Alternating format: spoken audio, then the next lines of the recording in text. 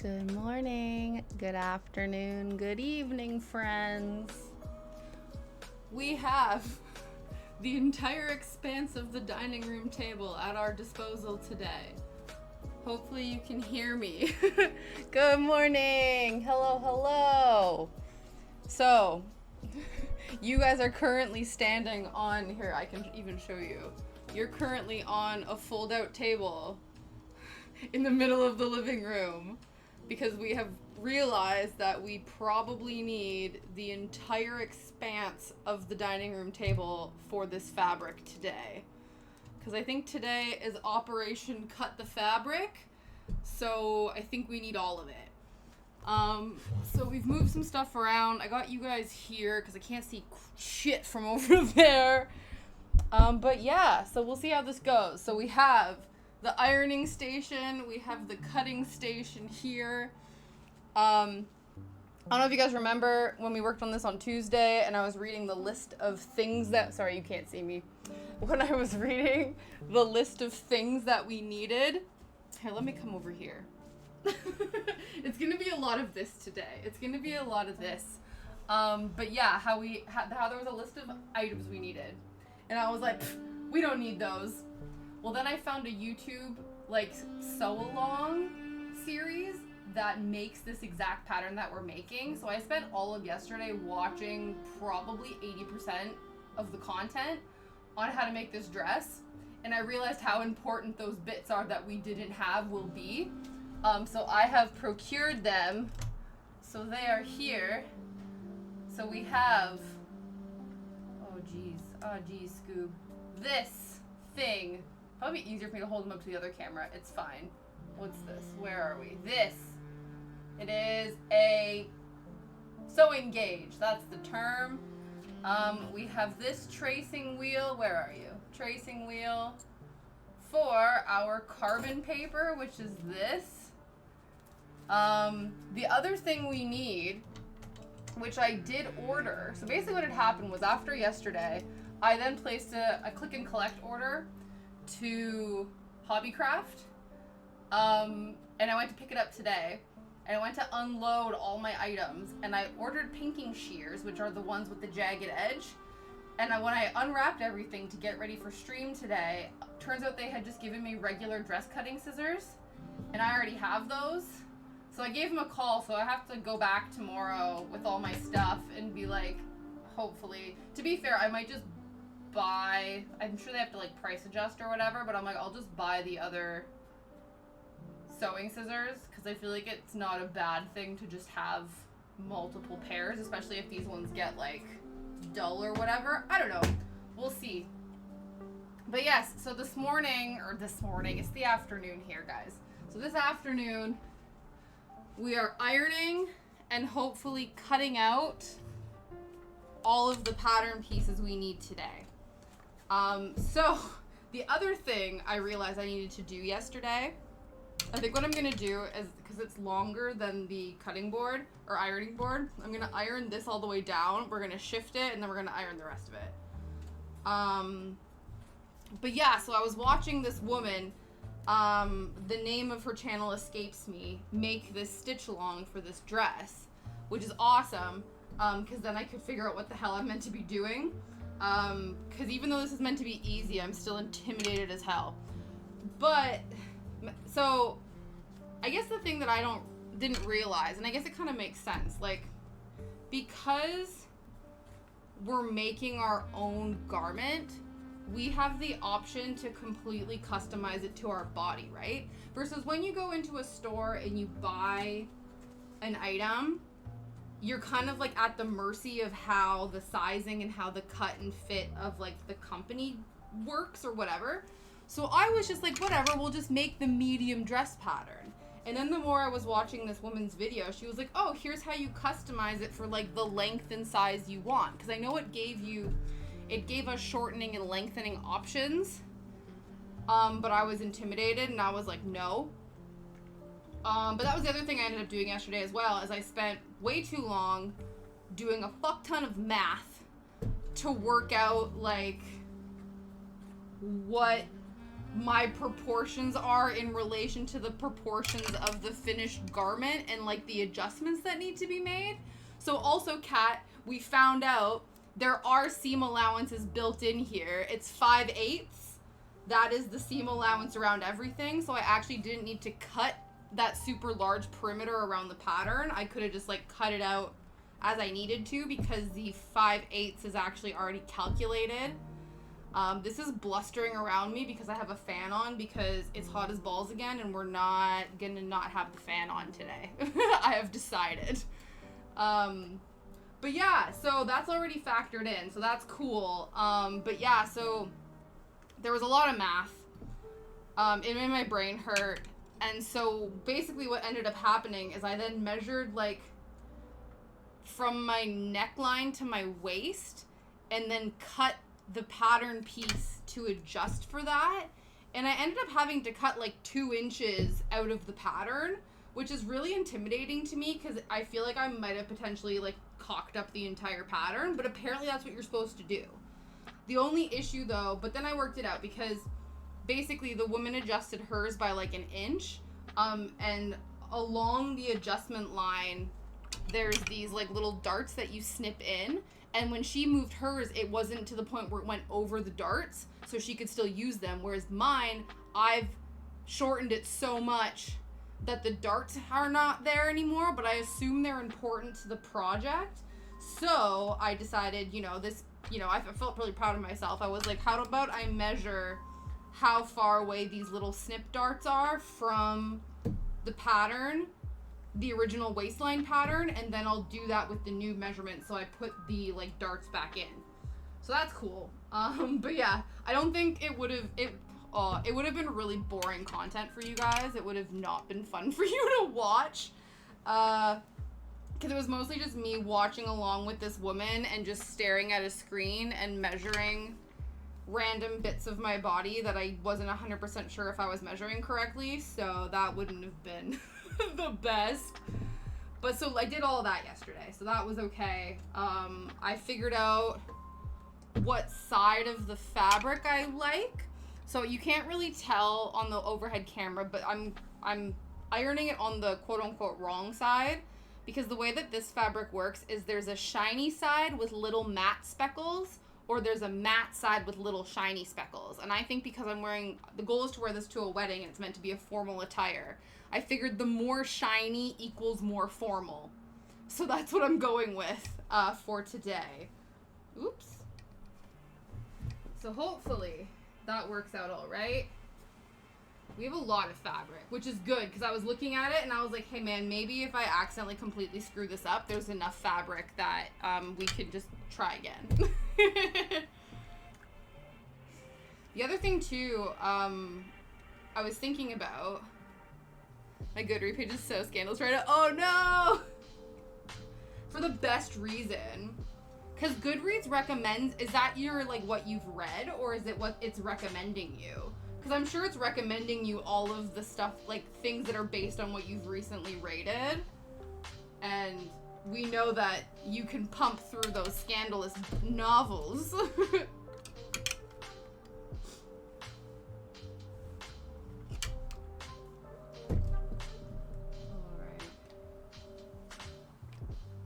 Oh, is what I've read. I don't go. Oh, okay. Yeah. Oh, you find them on Book Talk? I've heard mixed reviews about Book Talk. I guess you have to be on the right side of Book Talk, because I feel like I've seen a lot of. I've not watched many of them, but I've seen a lot of YouTube videos of like YouTube talk or book YouTubers who then will talk about, like, they'll read the books that are recommended on Book Talk, and then they'll say whether or not they were good or if they were trash. Oh, really? Book Talk creates scandals? Interesting.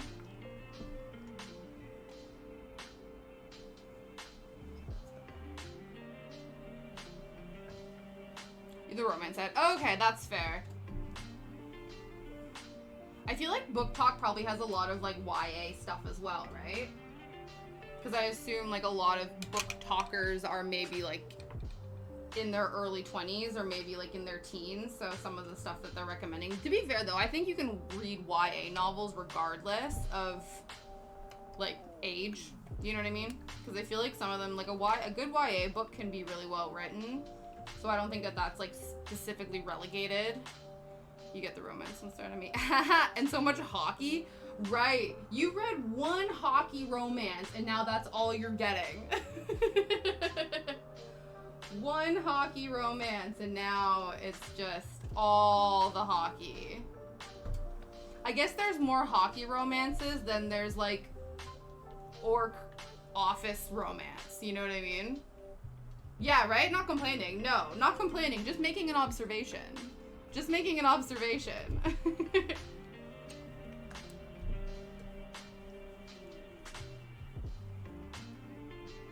Okay. The other thing I did yesterday is yeah, I know. Just your explanation of it and the fact that there were photos, like there were illustrations, I was like, this is some next level shit. In the best way, though. I have Shadow's cooling mat under my feet because he still is super sus about it. And I was like, well, I'm hot, so I'm gonna use it if you don't want to. That's been the only one, right? Yeah, I guess. I don't know, because have you read, I'm assuming you've read other fantasy romance novels? Because I would think, like, you know, people sort of know what a sexy hockey player looks like, but they might not know what a sexy office orc looks like, you know what I mean? So they might, you know, that's aid in the visualization for yourself. Yeah, it does. Though I do find I need to move my feet, because I guess I have, you know, my feet are so hot that they're, like, sucking the coolness out of the mat. I find when you stay on the cooling mat in one place for too long, then it heats up. So I gotta keep it moving. Keep it moving. Okay.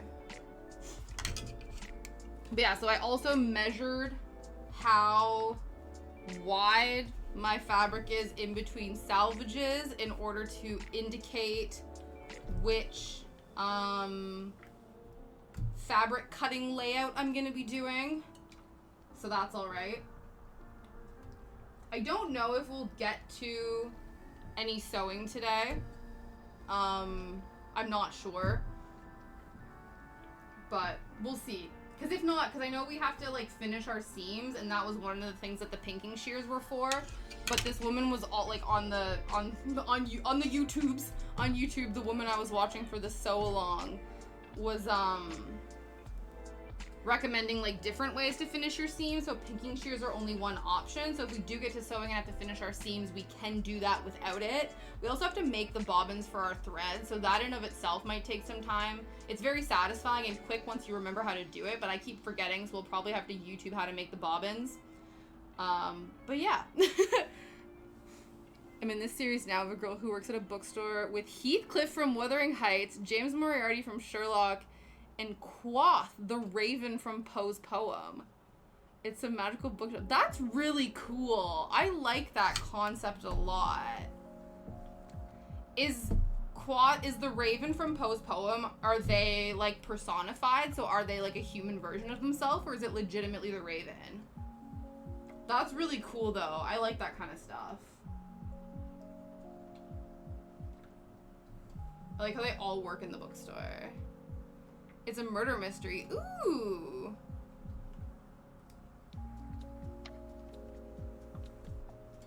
That's really cool.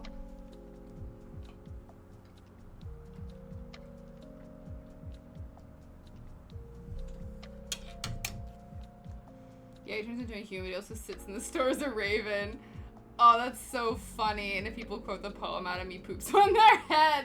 Can you just imagine a grown-ass adult man being like as a protest, will be like, I'm having none of this, decides to poop on you. Like, what a flex.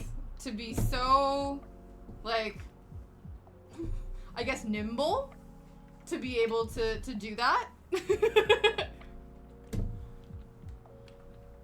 They're just, like, perched like a raven on tops of the books and is just, like, skulking around on the tops of the bookshelves ready to poop on someone. That's wild.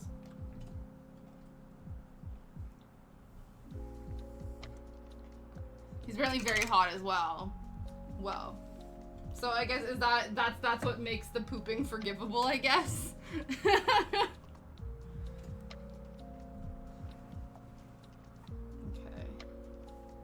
So much fabric. I am also aware, I don't think it'll be too bad. You know, when you're like, okay, I'm ironing a thing, and then I'm just dropping all of the fabric to the ground.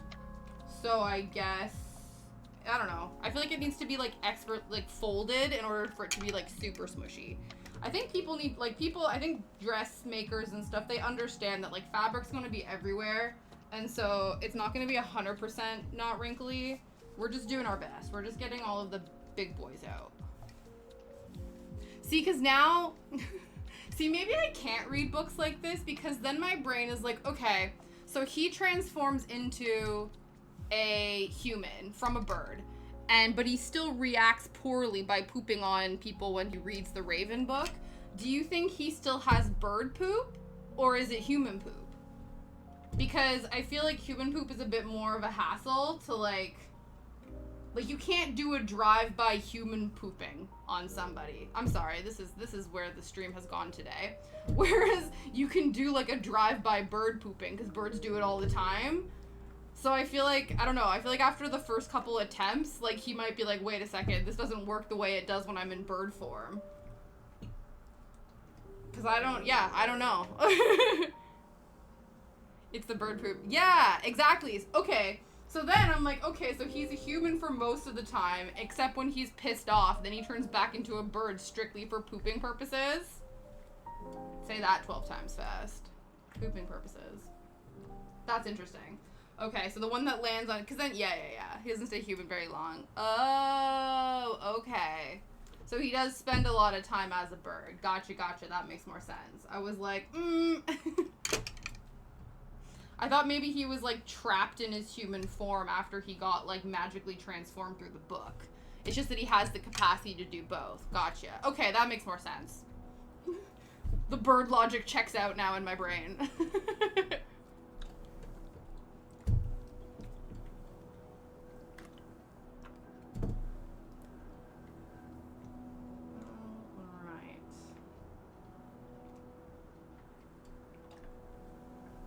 Now, I'm pretty sure we're meant to be putting the wrong sides together. Or the right sides of the fabric, aka the super shiny sides, to be touching each other, and we want the wrong side of the fabric to be on the outside of our, of our pattern cutting setup. They're good books, though.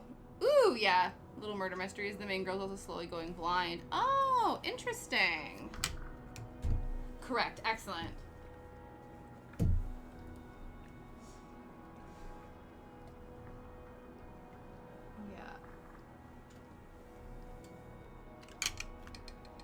I'm excited. I'm excited, I guess, you know what it is? I'm excited because I'm ironing and I understand ironing and I know how ironing works. I'm pretty sure once we fold it and we get ready to, like, put all of our pattern pieces down and stuff, then I will get overwhelmed again. But it'll be fine. It'll be fine. We have the skills. We know what we're doing. It was really interesting because, again, this tutorial I was watching, the woman didn't use pins to, like, put down her fabric or to attach her pattern pieces to her fabric because then it can create like lumps and bumps. But that's like particular, and I'm like, we're pinning these suckers down. We don't want them going anywhere. But she uses like hexagonal,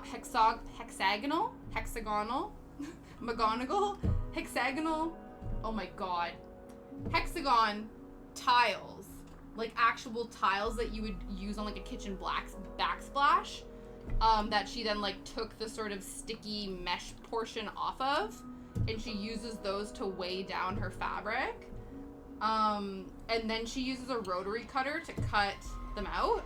The only thing I'm concerned about, one, is my cutting mat is not big enough, so I'd have to then move my cutting mat every so often, and then I think that could potentially cause issues for keeping everything like straight and steady. Oh, little bean bags. Yeah, that makes sense. Or like little weights and stuff. But yeah, and then the other thing too is I've only ever used a rotary cutter when I know I have a straight edge, like for quilt making and stuff. I've never tried to like freehand using a rotary blade, and that intimidates me, so we'll be using the fabric scissors. She kept on referring in the video about how this is like a super forgiving, loosey-goosey fabric, so apparently it's gonna be fine if like everything's not perfectly cut or sewn accurately. So I'm hoping that that is the case. The other thing too is when I made the waist adjustment, I then had to like freehand recreate the curve because there's sort of like, I don't know, like a waist curve or whatever. And obviously I had cut into that. So I needed to fix that.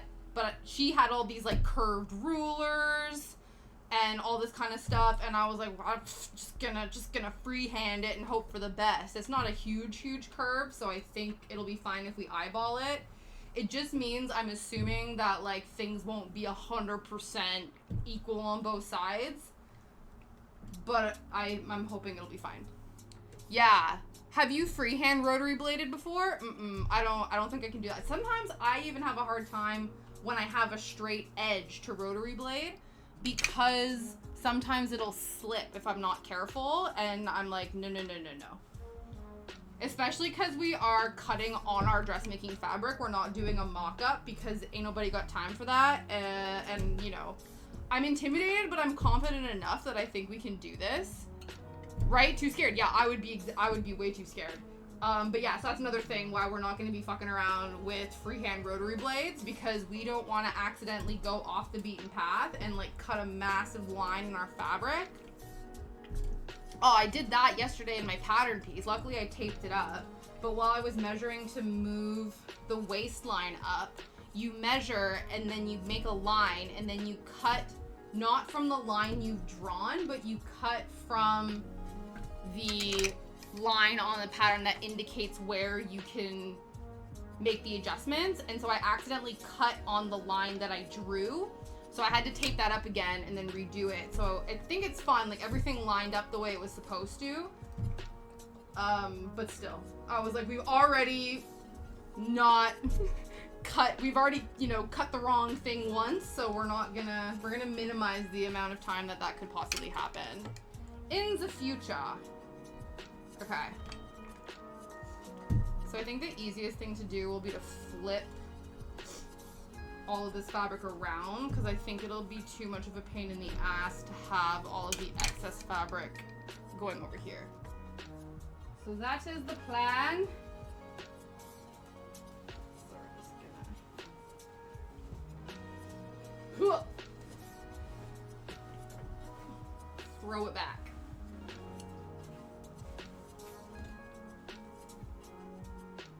Hopefully. I think it might be a little bit short to get everything, but it's gonna be good enough.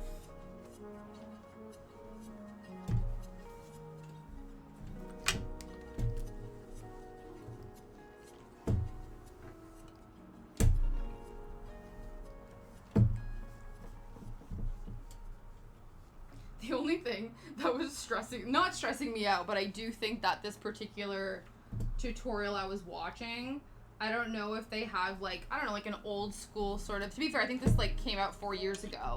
So I think like conversations about like body image and stuff like that have gotten a lot better.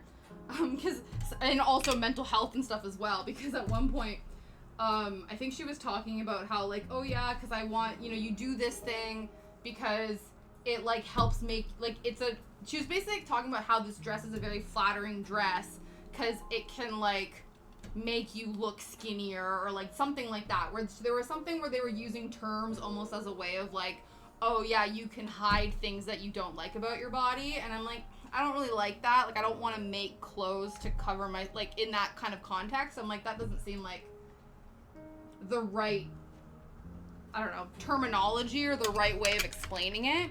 And then in another thing too, she was talking about like when you're doing something, I don't know if she was cutting something. Yeah. But yeah, so she was like cutting something or doing whatever.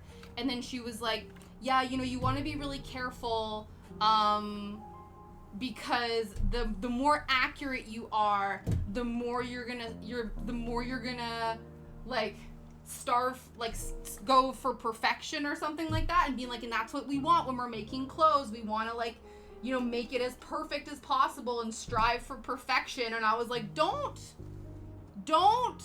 as an anxious perfectionist people pleaser, don't tell me that the baseline we're going for is perfection, because then that is a lot of pressure. So I'm like, yeah, they're like, yeah, we want this to be perfect. I'm like, no, if it's not perfect, then I might have a meltdown.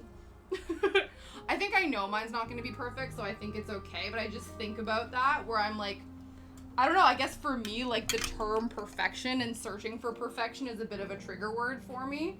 Because I'm like, that is something that I unconsciously have been trying to do my entire life, and it's not healthy for me. So I actually don't want to do that.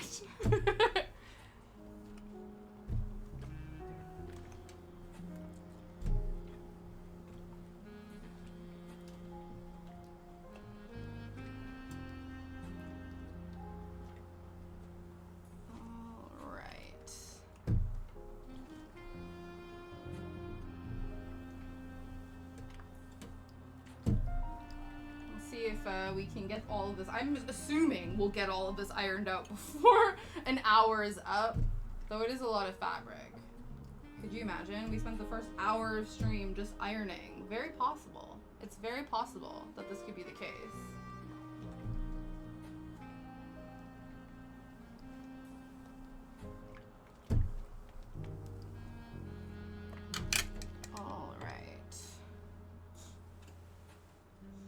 Yeah, I did a bunch of running around today, so I was a little bit tired. Actually, speaking of tired, I have a coffee. I should go and take a sip of that before it gets cold. Hello, still here. Just drinking the coffee off the stream right now. Okay.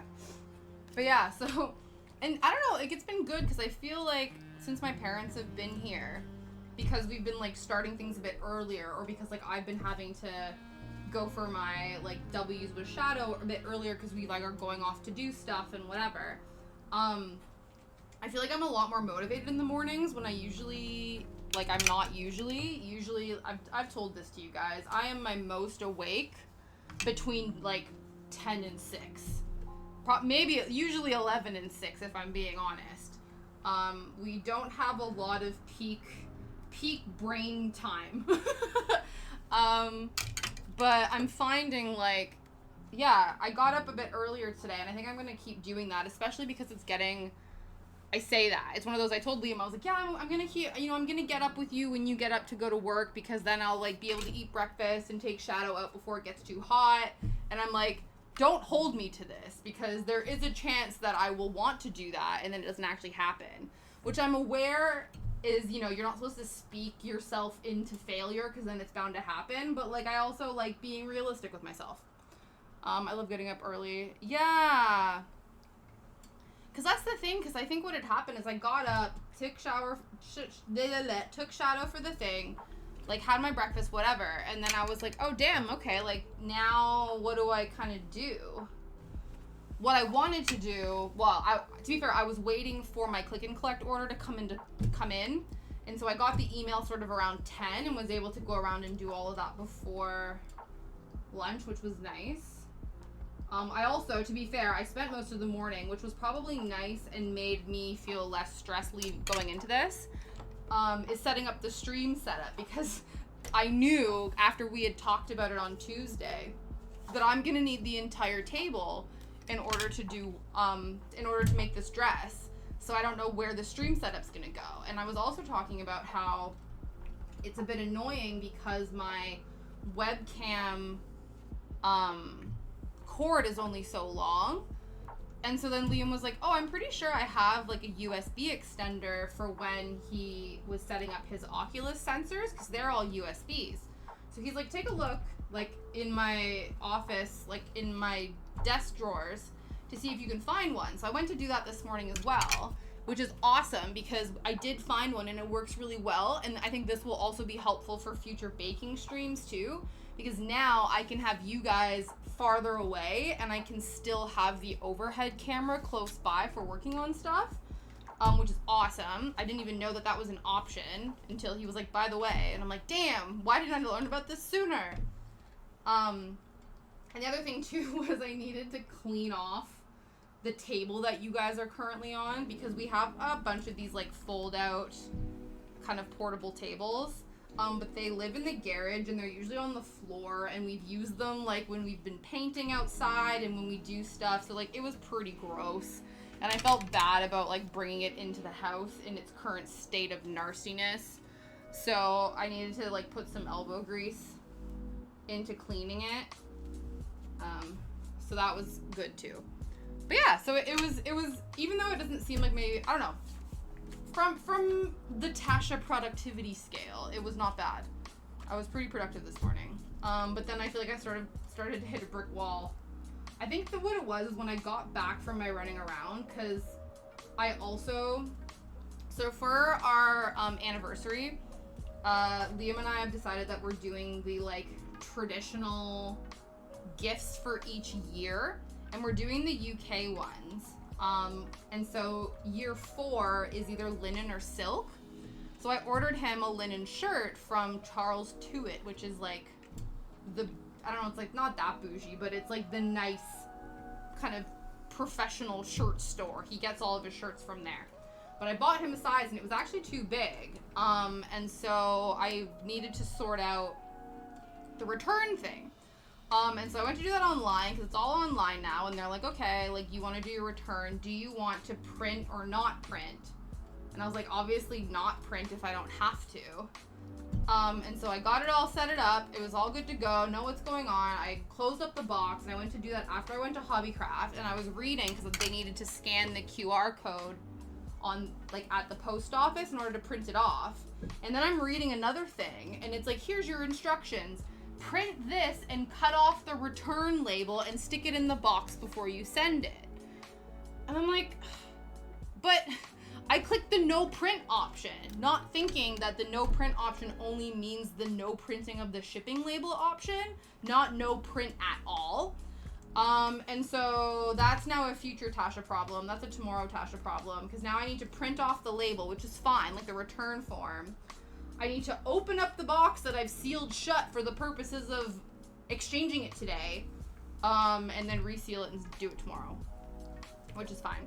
So basically everything that I needed to do that I did today, I'm also doing tomorrow, because I have to go back to Hobbycraft to try to get my pinking shears, because they gave me dress cutting scissors instead. And then the only thing I don't have to do is I don't have to go to the grocery store, because I needed to pick up more ironing water, which now in retrospect I'm realizing I probably didn't need, because I'm not using steam on this. But still, just in case, I got ironing water, and some like washing up liquid, just other random bits. So tomorrow I don't have to do that. So of the 3 stops, I only have to go to the 2. But who knows? Maybe there's another thing I need to go do. But yeah. So I was a little bit annoyed today. I had a little, I was a bit like, but I think because I'm in a much better mental health headspace, I was like, well, instead of being like because I feel like when I'm not in a good mood, if like a couple bad things, like inconveniences happen to me, I'm like, oh, I've like written off the whole day. This is some bullshit. The day sucks. The day is ruined. Like I can't be productive and get anything done, right? Luckily, I'm in a better headspace. So I was just like, these are 2 random inconveniences that are annoying, but we're still gonna have a good day. We're still gonna have a good stream. And so I enjoy having that be my mentality. Right.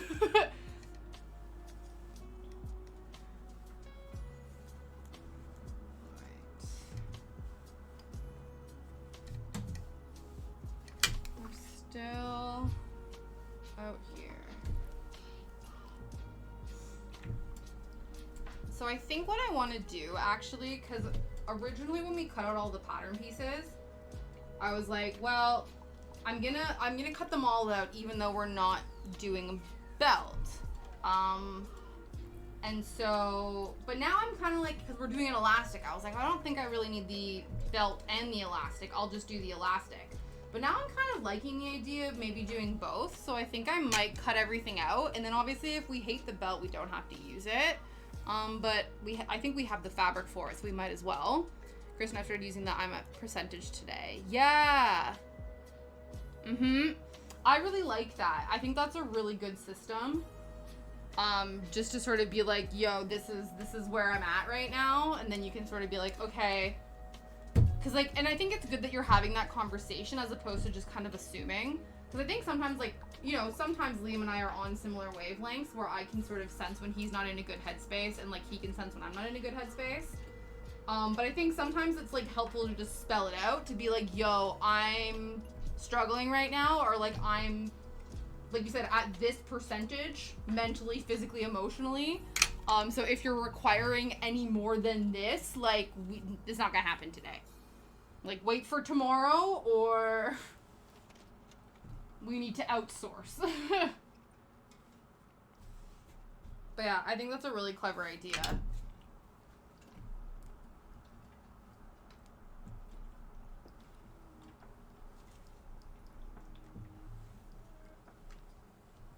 Job drains a lot of, yeah.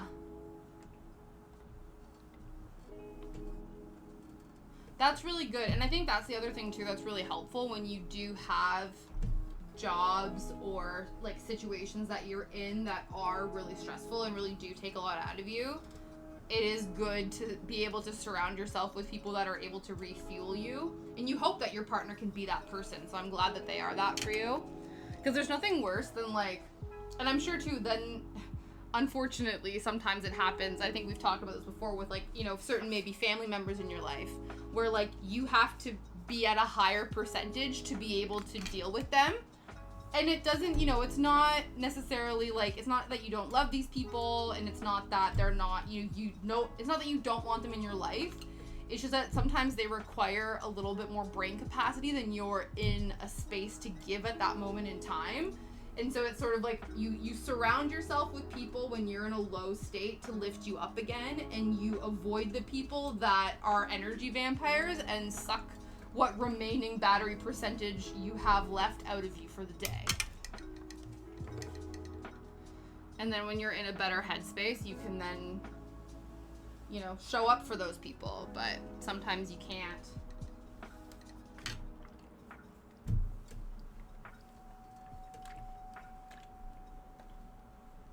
And some people well, I said some people understand. I think people, it's funny because it's usually the people that fill you up that understand if you don't want to be social and usually will like stay away, or they'll be very conscious. Whereas I think the energy vampires don't actually know they're energy vampires, and you don't actually want to tell them like, yo, I cannot handle being around you right now. It'd be interesting to see what would happen. It would be like, I'm sorry, I just don't have the brain capacity to spend time with you right now. Hopefully they would interpret that as like being, don't, you know, with anybody, but I don't know. I had to go to a funeral on Saturday. Oh. I had to go to a funeral on Saturday. They're interning some ashes with my family. Yeah. So are you sort of like mentally building yourself up for that? That's always, yeah. And then it's also too, right, where it's like, it's not like it's just one, it's a bunch of them. Oh, really? So you're basically just there for like moral support for the people that it matters for?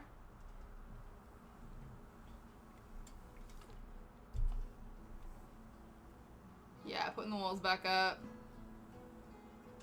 Yeah. Yeah, definitely.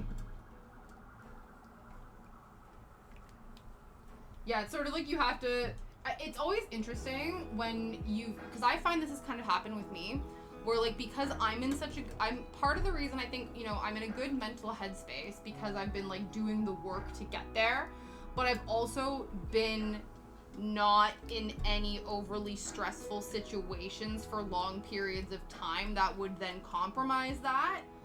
And so then sometimes I do worry, like, if I were to, you know, put myself back in a situation that might be uncomfortable, if I would remember the skills to do that, you know what I mean? Where you're like, oh, I've not seen them for a while.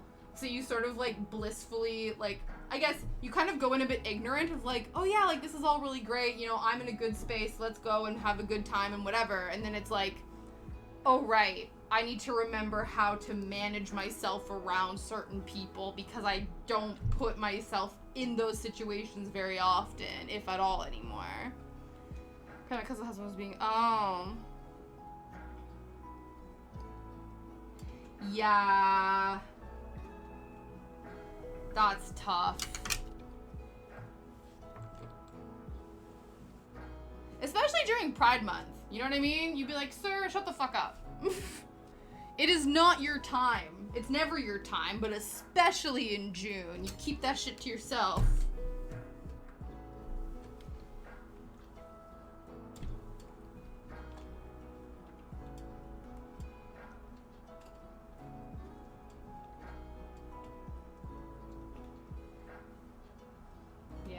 Because it's hard, right? Because I think, too, like, depending on the function, depending on the people you're around, like, it's difficult to, yeah, I don't know, like, it's hard to, yeah. I guess because I'm, like, I don't like confrontation at all, so I would just, like, I guess ignore it, but in my brain or afterwards, I would go on a ranting spree about how much this person sucks. But I also expect that, you know, it is important to challenge people when they're being shitty, you know what I mean? I've been a bit more open to myself, and yeah.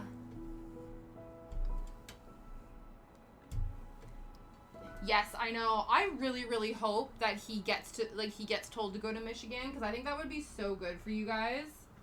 I think, like, I don't know, like, just that, like, I know it'll suck to be, like, away from your mom and things. But it just seems like it'll be such a nice new start of, like, away from the kind of bullshit. And just a way to, like, again, like, be able to fully come into yourself. Yeah. Because I think that's what happened to my parents when they moved away. And so they're kind of, my parents have had, like, my mom, I think especially, has had a bit of a reckoning now that she's moved back to Alberta to help look after my grandparents, because her and my dad left right after they got married because my dad got a job in Ontario when they were in their like early 20s, maybe mid 20s, and she turned 60 this year, and they've been back I think for about 4 or 5 years now.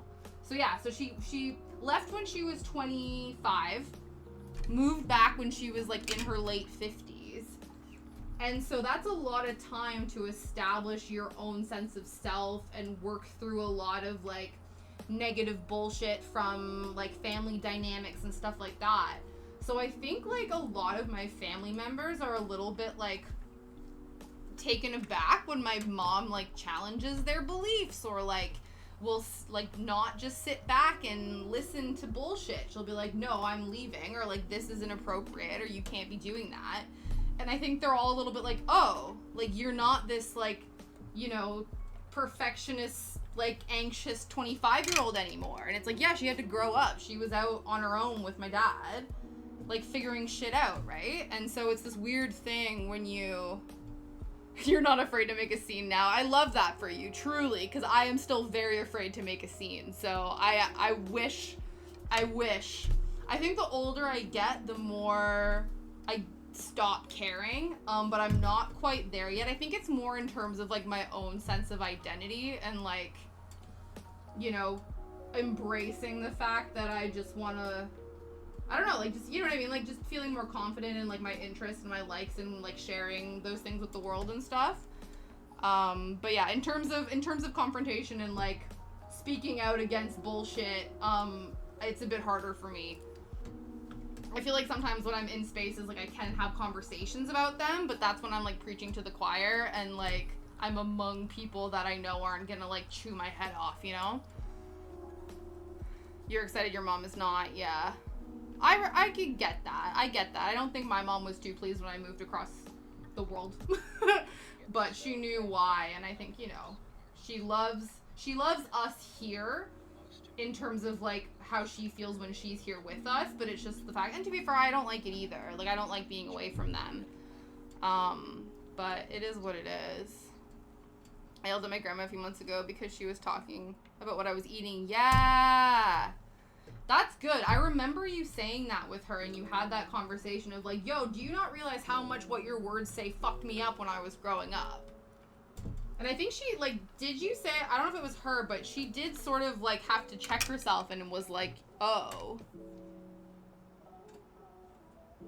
Apparently if you're dieting, you can't have anything else but growth. Yeah, that's dumb.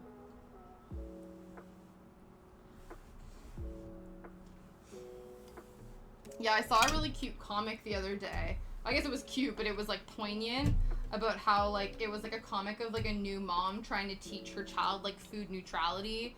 And, like, oh, you know, if you don't want to eat any more of your peas, like, that's okay. And, like, all that kind of stuff. And then in the next panel, it's grandma busting through the door being like, I'm trying this new diet and this and this and that. And, like, all this body negativity and, like, you need to fatten that kid up, or that kid's too fat, but he better eat all of his peas and all this kind of stuff. And she was like, It's like, yeah, when you're trying to raise your child in a different, to have different thoughts about food and their body, and then you have in-laws that are just, like, completely still, like, very old school in the way that they think about stuff. She apologized. Really? That's so frustrating that she apologized, but obviously didn't, like, she thinks that maybe you're the odd one out. Do you know what I mean? It's like, oh, you've told me that you don't like it, so I'll stop doing it with you, but I'm still gonna do it to everyone else within earshot of you. And you're like, no, those are harmful things to just overhear, let alone have personally told to you. Yeah. Absolutely they can. I think so. It's actually really interesting. It's one of the things that my mom really likes, actually. So I've talked about how she's in this quilt guild. And before it used to be a lot of, like, old biddies that were all sort of, like, stuck in their ways. Like, everyone, like, kind of my grandma's age and stuff. But they're sort of, like, she's part of, like, a younger cohort of the quilters. And when they work on stuff together, sometimes their, like, adult kids will come around and stuff. And they'll chat and whatever. And my mom said this, and I think it's really true. Where she's like, I think it's important and I enjoy, like, spending time with and conversing with, like, people mine and my brother's age, because she's like, you know, you guys, cause it's so funny, because I guess she talks to my great aunt. My great aunt has dementia, so my mom's, like, helping to take care of her and stuff. But I think my great aunt and my grandpa grew up in a way where it was like, you know, what your parents taught you was gospel, and you always listened to them even if you didn't agree, and it was like their way or the highway and all this kind of stuff. And then my mom will be talking to my great aunt and being like, yeah, my kids are really smart, they teach me stuff all the time, like, it's so interesting, like, what they know, and I think that they, you know, all this kind of stuff. And my aunt's like, really?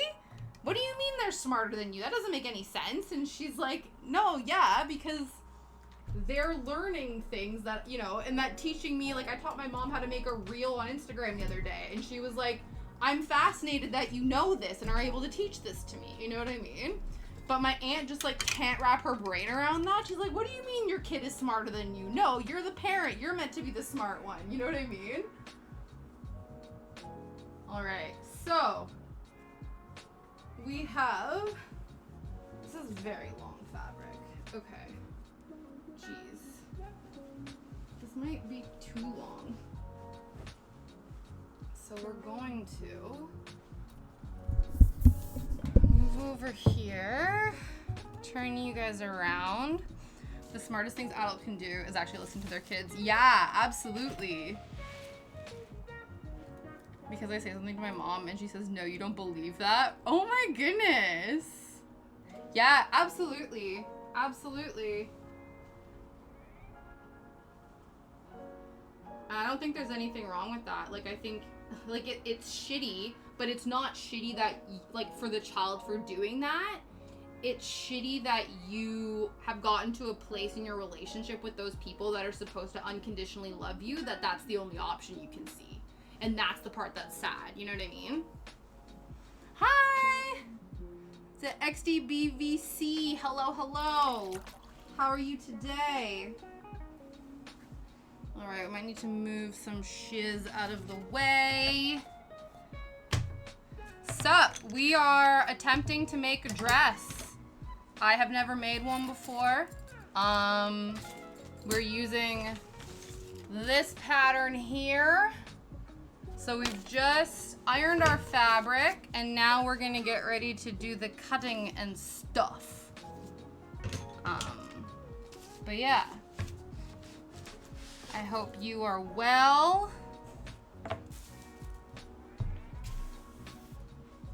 Okay. Yeah. We will see how it goes. So just finished ironing. I don't think I need the iron right now, so I will unplug that. It does have an auto off function, but you know, I'm not saying I don't trust it, but I don't trust it. I'm glad you're well. Okay, so we need to join these edges up. This seems like a lot of fabric, but it's fine. Okay, these are gonna go up here for now. This is gonna go Haji Scoob. Kind of. This is my first time ever sewing, so I guess crafting is my hobby, but this specific craft I have never done, so no. Yeah, I usually, if I am crafting, I usually cross stitch in needle felt, but we've been doing some new stuff on here every once in a while. Okay, we need to, this is gonna take up the entire table. Okay, we might need to move the iron stuff. We're gonna need to put this, oh, this can live here for now. It's the wrong side of the fabric, so it's okay. Do you craft or anything? Or what is your favorite hobby? Okay, we gotta move this. Gotta move this. We've matched up the edges. Okay.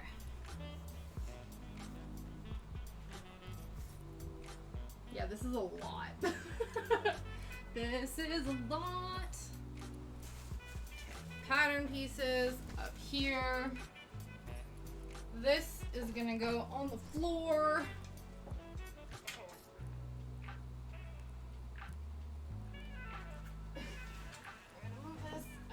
Fine, but just in case. Okay. You don't craft, but I'm glad you do. Oh, that's good. I'm glad. I'm glad. Yeah. Okay. I'm just trying to match all of these salvage edges together. And then we're gonna read our instructions. I think we have a lot more fabric than we actually need, which is good, because if I mess it up, then we can just do it again. Okay, let's move you. I think this is straight. We obviously didn't get all of the lines and junk off, but, and by lines I mean creases, but that's okay. I'm just gonna reread. Well, yes. Okay, lay this out. Yeah, we have lots of excess, which is excellent, I think. I think that is a good thing. Okay. Let's, there we go. There we go. We can sort of see what's going on here. Okay. I don't know, for anyone else who has really long hair, if this is a thing, do you ever find that when you put your hair in a ponytail, your ponytail, like, leans to a specific side? Mine always tends to lean to the left. I don't know if, like, I feel like you can't really have a perfectly straight ponytail. It always wants to, like, pick a side. You know what I mean?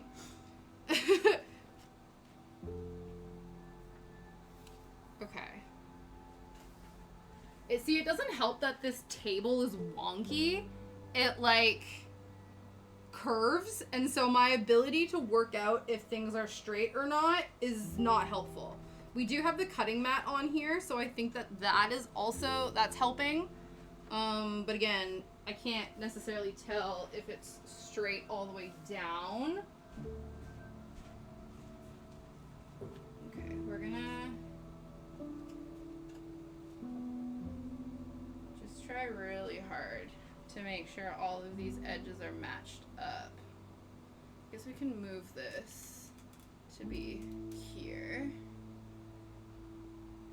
And then just try. Oh, it's a good thing that's not very hot because I literally just brushed my ankle against the iron. So that wasn't good. Yeah. I have it tied straight though. I have it tied straight onto the top of my head. But it does lean on a certain way. I guess maybe my head is crooked. Maybe the top of my head is crooked. You know, maybe that's what it is. It's always in a bun. Yeah, mine's usually in a bun. Usually when I sleep, that's when it goes in a bun. Okay. So that, the selvaged edges are matched up. This looks straight-ish. Okay.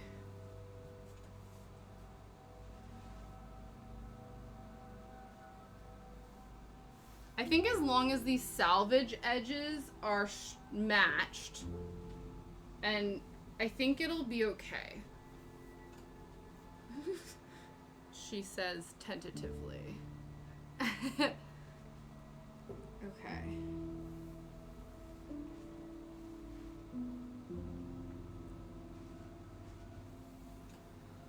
All right. So I don't know if you can see this.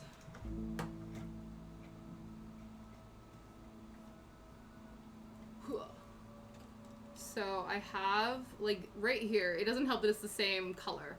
But this is my tiny cutting mat in relation to the massive amount of fabric we have. But I think that if we use this as a guide for, like, the main, I think the front piece is 2 panels.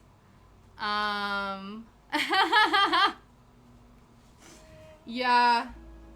It's a good thing the fabric is light, because then I've seen some quilting fabric that is absolutely really heavy, and it is this big. Honestly, if you've ever seen people quilts, like long arm quilting, those people got muscles. Okay, so here are our patterns. This is our pattern. It is upside down for you guys, sorry. So the transfer markings we'll do afterwards, but I worked out that we are going to be making dress D, and because we might want to double check this, but I'm pretty sure the width of my fabric is 60 inches. So that's why we're doing it this way, folding at the selvages. And so this one only has the, whatchamacallit, the tie neck strap on this. Yes, definitely both of those, very thick. But this one's not, which is good.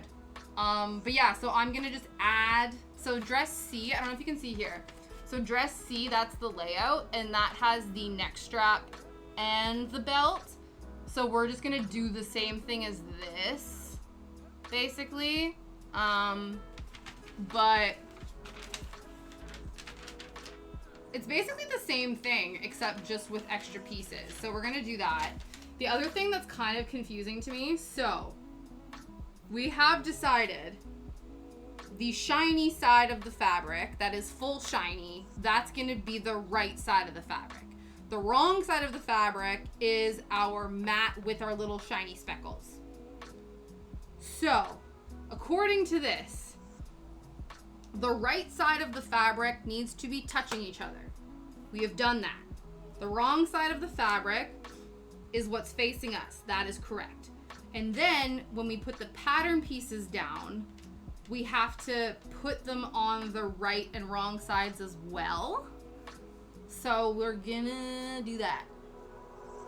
Okay, so I think what we need, step 1, put all this junk on the table because we don't need it right now. Oops. Also have a sip of coffee. That seems important. I need more go-go juice in order to make my brain work. Okay. This can go up here because we need it, but not in the cutting space. We might need to, I'm not sure. So part of me, because you know how we left like a massive margin around everything? I feel like I still want to leave it because I think then we cut it, it'll be like easier to cut specifically on the line. Because I don't know if you like, when you cut yourself, like cut a pattern, or like cut a template or whatever, and then you go to cut against the template, you're sort of making it a tiny bit bigger than what it's supposed to be. So I think if we're cutting specifically on the line, like it might be more accurate. I don't know. I'm not sure. How do I remember all of it? I'm like, no. Exactly. It's all new and fresh in my brain. That is exactly what it is. It's because I spent yesterday watching like 3 hours worth of a sew along to figure it out. Also, thank you for the follow so much. I didn't get the notification, but thank you. I can't hear anything except my own thoughts right now. But yeah, it's all fresh in the noggin. Okay, so we don't need number 5. That is the guide for the elastic that's gonna go around the waist. And we're not cutting that out. We're only cutting out 1, 2, 3, and also 4 because why not? Come each other's. Honestly, I don't know if you missed the part where I was talking about all the math that I needed to do yesterday. I'm not a fan of math. I don't like math. If Probacus comes in the chat, we got our friend Probacus. He loves math. So he would have enjoyed it, but I did not. I did all of the measurement maths. Okay, we're gonna put those off to the side because I think the biggest thing we need to worry about is our pieces here. So this is piece number 2, and we want it to be right side up, which is here. Oh shit. I guess we probably do need the whole length of the fabric. God damn. I forgot we were making the longest version. So we might need to cut the first one out, move the fabric up, cut the second one up. I think that's probably what needs to happen. Because this isn't going to fit. The table is not big enough, you guys. The table is too small for the project. Okay. So this one. So I think what we're going to do is we're going to place, cut, and then move, place, cut. So number 1, numero uno sewing piece, needs to be on the wrong side of the pattern. So we need to flip it, and this is actually going to be 2 pieces. So you know when you like, they say the easiest way to like cut out a paper heart is to fold a piece of paper in half and then cut on the fold, and then you get equal sides. That's what we're doing with this. So we are lining it up on this side. So that's what it says here. It says center the front on the fold. So we are gonna line it up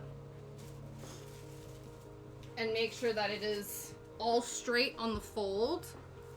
I don't know, again, if it's helpful for me to have this here or not. I'm gonna go with yes. For now. Or maybe I should cut it just to make it more accurate. I don't know. It's fine.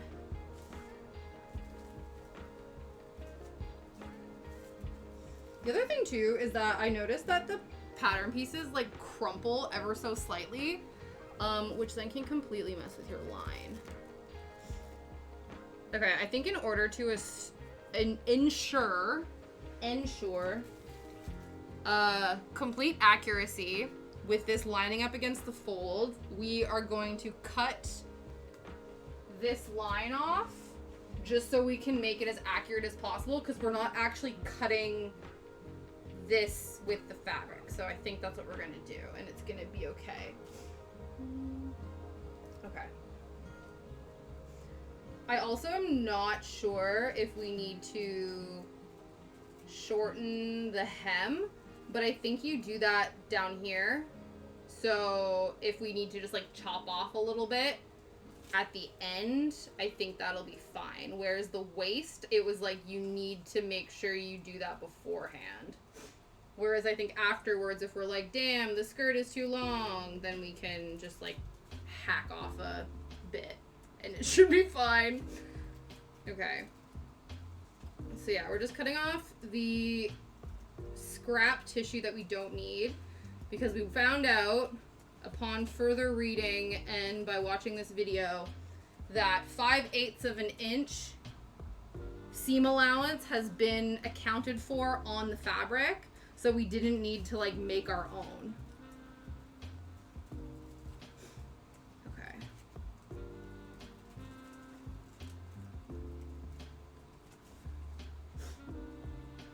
So we'll do this, make sure that this is very, very flat.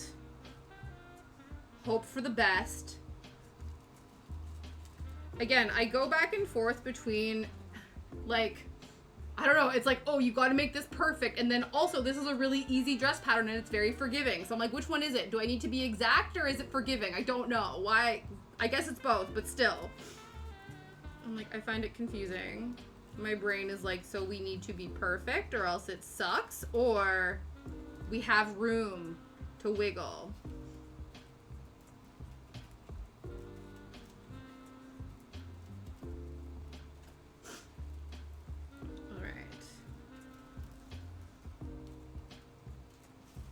So the other bits we can actually probably do as well, because they're coming up here and it should be okay. It's only the second piece that we need to wait to pin and cut out, because we also have to pin all of this too. Yeah. Because we want to make sure it doesn't move.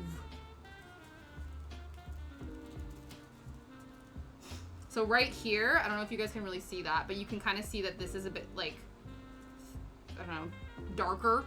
That's because this is where I adjusted the waistline, and so it's been moved up. And so that's why it's been, the way it's been done is you kind of like double up, so you don't actually physically cut out the chunk, I guess, because it's like if you obviously want to use the pattern again to make different lengths of torso dresses, you still then have that piece. So that's apparently what the tape was for. So that's good. So that's what that was about.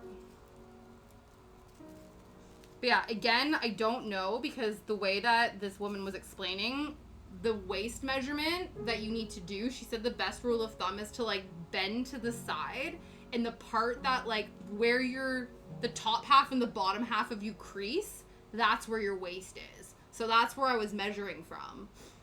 Which apparently is like 2 inches. I think it was like 2.1 inches shorter than what this pattern was doing. So I don't know if that means I have, like, I mean this as a joke, I don't think I'm disproportionate, but I was like, oh, maybe I have a short torso. I don't know. Like, you know when people, no proportions are bad proportions, but it's like, I wonder the more you like, I don't know, the more you make your own dress patterns and stuff like that, like maybe if the more I do this, the more it'll be like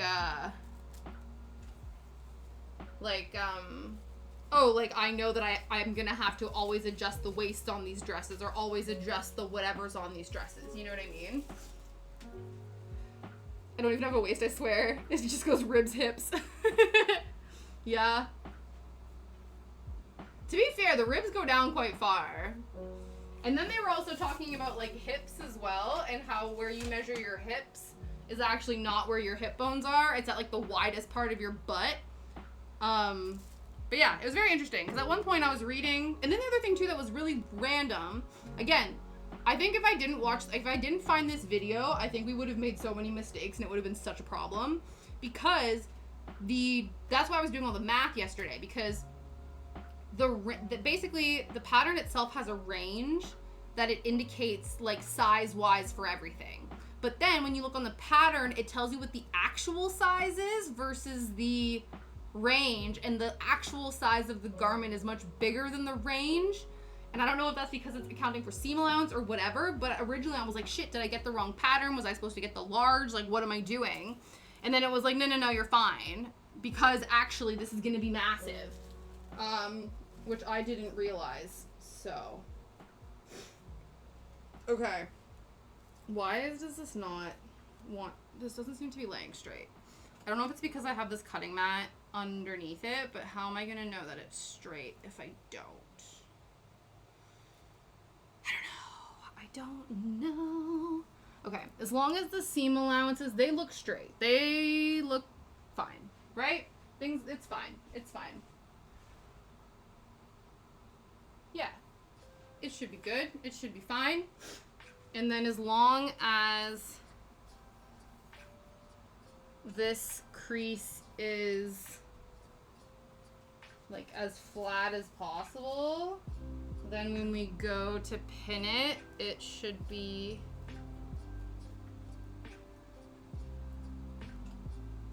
as flat as possible. Okay. We're gonna start pinning, I think. I don't know. Okay. So, I'm trying to think the best way to pin this that's not gonna cause a bunch of like bunching. So I don't know if I should pin it like vertically across this or horizontally across this. I guess we can just like fuck around and find out.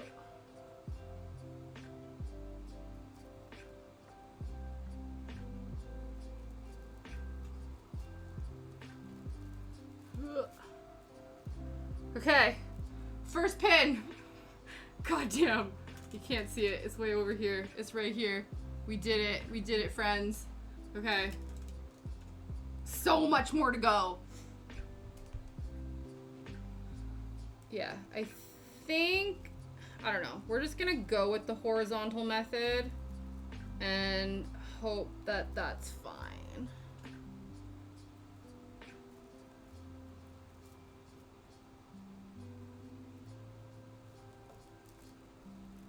I don't know why I'm pinning it so close to it, but it's fine. So I think, yeah, we pin the edge, and then we will flatten out and pin the rest. And then we cut, or we pin these guys. I don't know, we'll figure it out. It's basically, this is gonna be the long ass boring part of the stream, where you're just gonna watch me pin shit for a while. Are you terrified? Low key, I think when we go to cut, it's gonna be a little bit terrifying.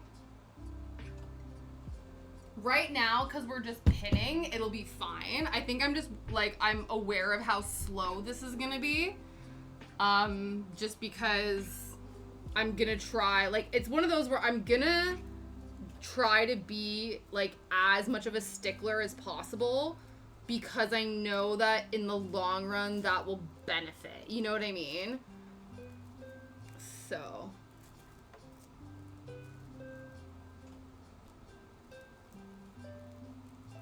like, I'm not sure. I guess it does, like, it basically just doesn't have to, like, we just basically don't want it to move when we're cutting. So the more pins we have, I think the better it will be, but I don't want to put so many pins down that it, like, takes a million years to do this. Because the other thing too, guys, this is my active dining room table, so I kind of want to get this cut out because I don't want to have to, like, yeah, basically we need to make sure that I can still use this table after this. So if this thing is not done and it's just like hanging out, I guess we can eat on the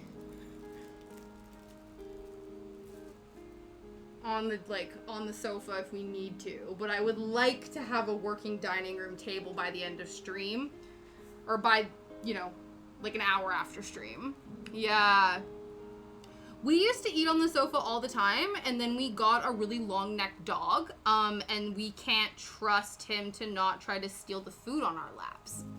So when we're eating in bowls, it's easier. But yeah, my entire childhood, yeah, we spent a lot of time just eating on the... But I think the other thing, too, is because our dining room and our living room are basically beside each other, like, it's different, whereas I think, like, when I grew up, there was, like, a whole-ass dining room, which the TV was not in, and so you would sit in front of the TV. But because our TV is, like, literally right there, we can, and it has, like, one of those swivel mounts, we can sit at the dining room table and still watch TV. But yeah. So that's the only thing.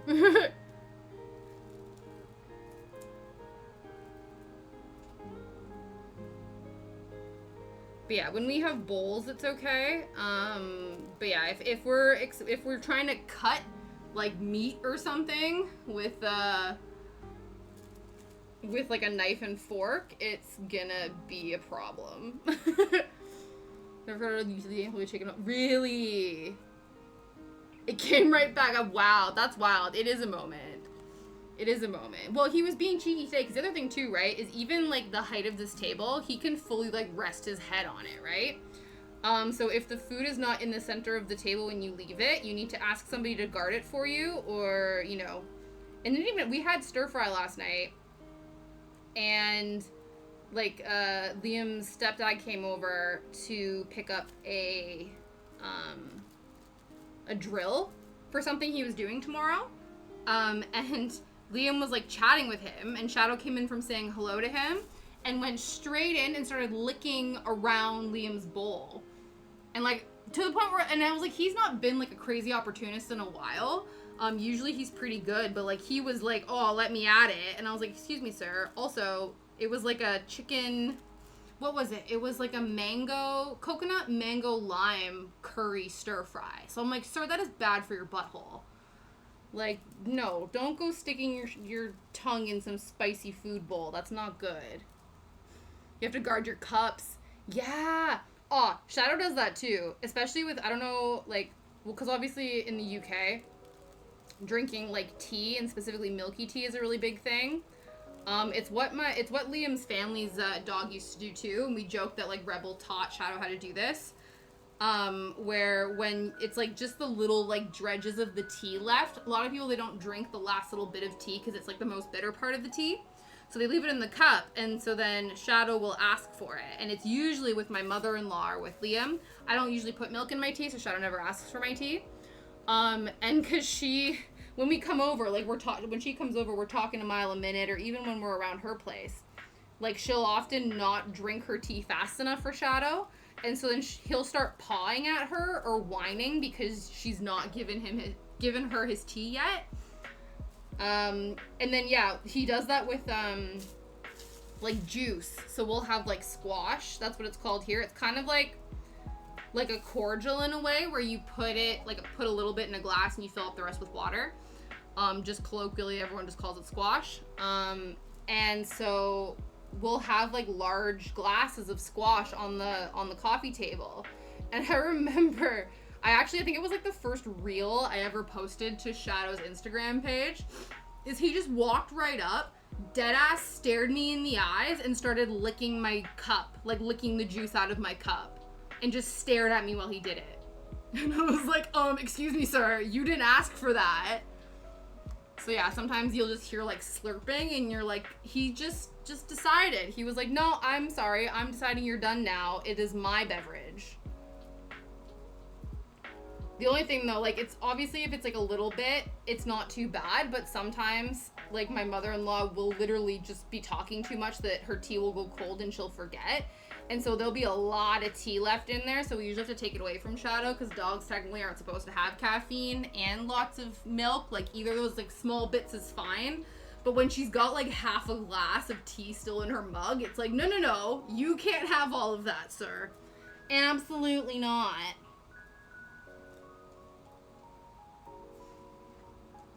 Okay. I'm feeling good about this. I feel like we don't have a lot of, like, I don't know, like bumpage in terms of our fabric against the thingy-mabob. Though I am a bit okay, I guess it's just really crinkled. I was like, why are you not lining up? But that is because the pattern is a bit crinkly. Okay, so once we do that, I don't think we'll put as many pins on the other side because I don't think that will be as necessary. I'm just really paranoid about this part and not wanting them to move. And so once we do that, I think we will, I don't know.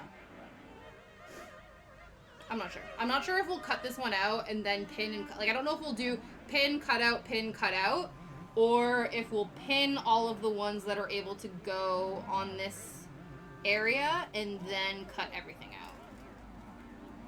I'm not sure. It might be helpful to pin all of the things only because then we don't have to worry about the grain line being messed up. I learned what a grain line is. It's because you want to have everything perfectly straight and your grain line is the weave of your fabric. And so this is a straight grain line here. And so when you cut your fabric, you want it to be straight or else then it can like fray or it can be like off bias and then it can cause problems for your fabric. And if it's patterned, then it can like muck up the pattern and stuff. So we want to keep everything on the straight grain line, apparently, allegedly. So, yeah, I think we'll do that. I think we will. Yeah. The only thing, luckily, this is the only one. Oh, I don't know.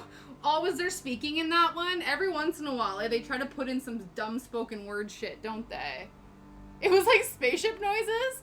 Interesting. Every once in a while, I do question Pretzel Rock's choices of what chill means. Because, like, some people could have a fear of deep space, so chill spaceship noises could be decidedly very unchill for them, you know?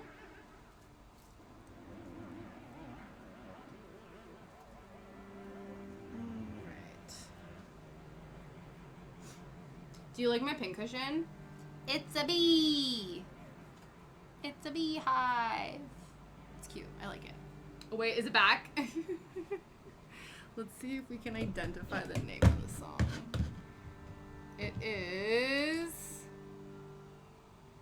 Oh, it's almost done. It's called Heartbreaking by Rosella Clementi, Inspecto Symphonia.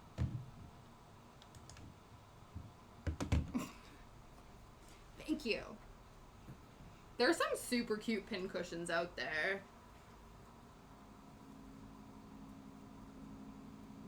People also make their own, too. I've seen people, like, actually, that would be something, that would be a cute project, is to needle felt, like, a mushroom pincushion. But I feel the need, like, as much as I want to have a mushroom pincushion, because, you know, I just want everything to be mushroom-related, I already have a pincushion. And so it feels like a waste to have two pincushions, but... This is a perfectly functional pincushion, so there is no need for another one.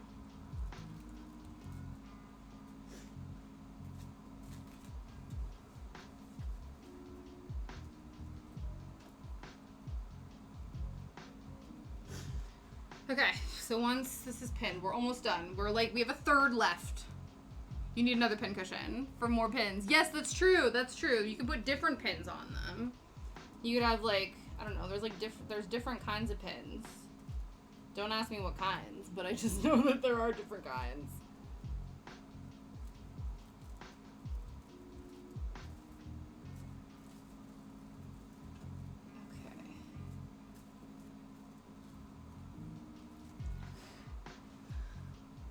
I think the goal is, if we can get all of this cut out and marked up, that would be incredible, because then tomorrow we can jump right into sewing.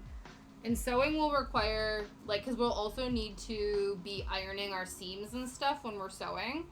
But I think it'll be, like, we won't need as much space. We won't need the entire table. We will still use, I think we'll probably still do this method just to make it easier. Or maybe not. I don't know. No, I think so. I think it's a good idea. Because then we can have the sewing station here, the iron station here, and then it'll work out well. It'll be good.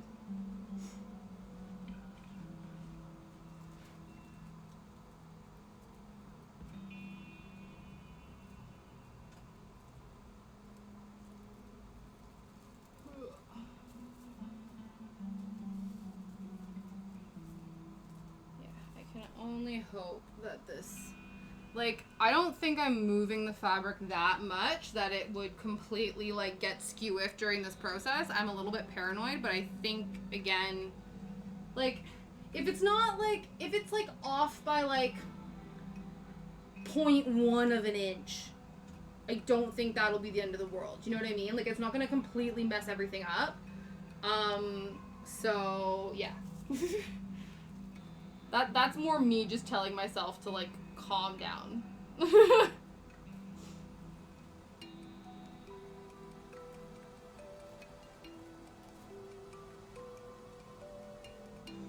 Yeah, exactly. I think it'll be okay.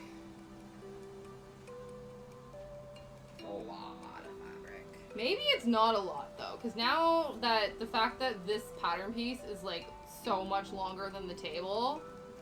Now maybe we don't have extra fabric in case we completely mess it up, which is fine. Again, it's not the end of the world. It's not, it doesn't matter. We don't need extra fabric because we're gonna do an awesome job and it's not gonna matter. We're gonna do it right the first time, so it doesn't matter.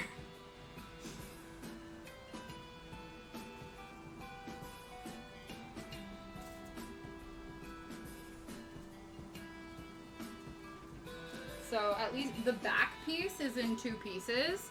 So it doesn't have to be, it still needs to be lined up with the fold, but it doesn't have to be so accurate that it, I don't know, like it's slightly off the center, so it'll be okay.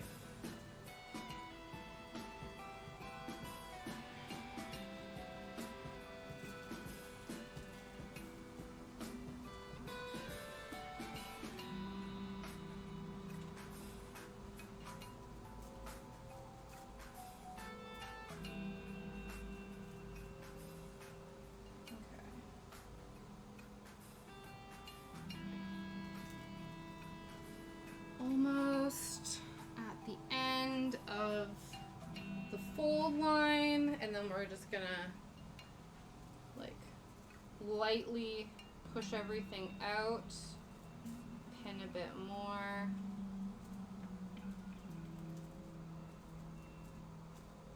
Okay, so that is now pinned. So now we're just gonna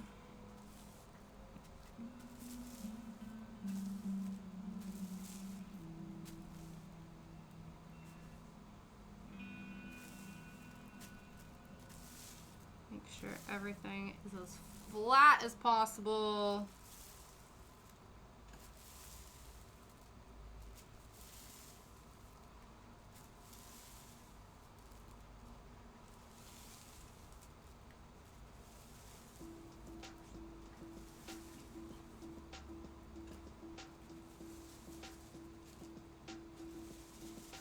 Yeah, the bottom of this panel is like super crinkly.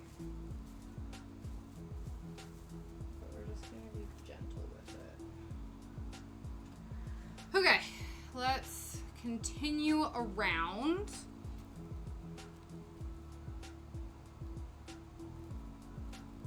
I think we're gonna do the same thing with the vertical pins, or the horizontal pins, sorry.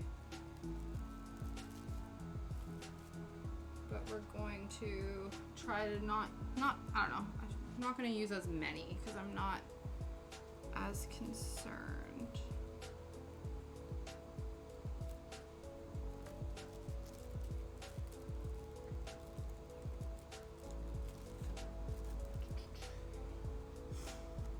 Hopefully that we have enough pins.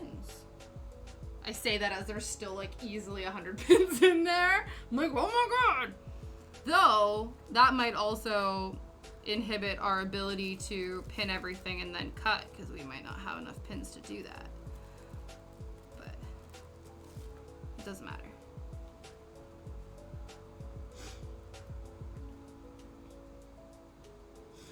Oh, the annoying thing about this is my new... Okay, no, it's fine. It's fine! Because you know how I had to sort of like eyeball hand draw the new sort of like waist curve? Because this is being pinned on the wrong side, you don't really see that, but I'm pretty sure I can just eyeball it.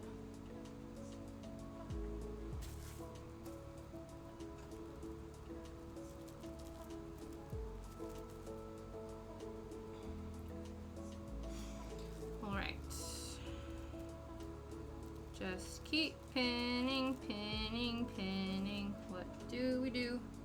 Was it when we're feeling sad? We just keep pinning, pinning, pinning. Alright. We're not sad though, but we must pin! We must continue to pin. There's gonna be tiny little scratches all over the dining room table. From me like digging my pins into the fabric and putting on the thing. It's fine though. Did I tell you guys how Shadow chewed along the edge of this dining room table? Because this was when I took my brother and his girlfriend up to Nottingham for the day to go to Warhammer World. And my parents, who were staying at an Airbnb at the time with my aunt while they were visiting, they went to go hang out with Shadow, but then they left him again and they closed the little pocket doors leading to the outside, like leading to the entryway. And I think there was a couple things. I think one, he wasn't used to being left alone by people other than us. I think the door was shut, the pocket door, and so that freaked him out because he also like dug up the side of the rug over here, because he did the similar thing with those pocket doors when we used to close those when we were leaving him. So those need to stay open. So that happened. And then, yeah, just the whole routine didn't happen. And so I expected, like, it made sense to me that he had dug up the pocket door entry area, because obviously he's trying to get to the people that are leaving him. But yeah, he chewed along the edge. He needs a friend. Could you imagine 2 doggos in the house? It might be a lot. To be fair though, like honestly, he's been so much better about being left alone now. Like for our reception, I was debating like getting a dog sitter, but I had left him for about 7 hours one day when I was out doing all the like prep work and stuff for the reception, like buying stuff for it. And so he did all right then. I think as long as he has a walk, he has a lot of fresh water. We put like, I usually put somebody's like YouTube stream VODs on the TV. So there's something going on in the background, and those are usually like 5 hours long. So then it'll constantly play. I think after 6 hours though, it's really annoying because I think after 6 hours, YouTube now does the thing where it'll ask you like, are you still watching? Yes or no. And if you're not, then it'll cancel it. And it's like, well, no, I want you to keep it on the entire time that I'm away from my dog. I have to teach Shadow how to press the remote to be like, yes, please keep this on. But yeah, no, so like even today when I went to do my running around today, he like, because before usually when I, can you? Okay, I'm gonna have to look into that because it's a real pain in the ass. But yeah, I'll have to look into turning that off because it's not helpful.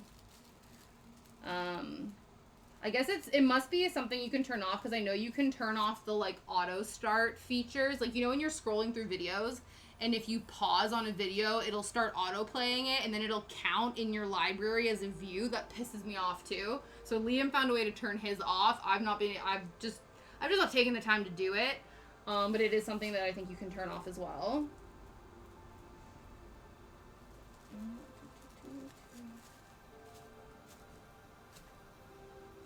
But yeah, but that's true. I should look into that because then it's okay.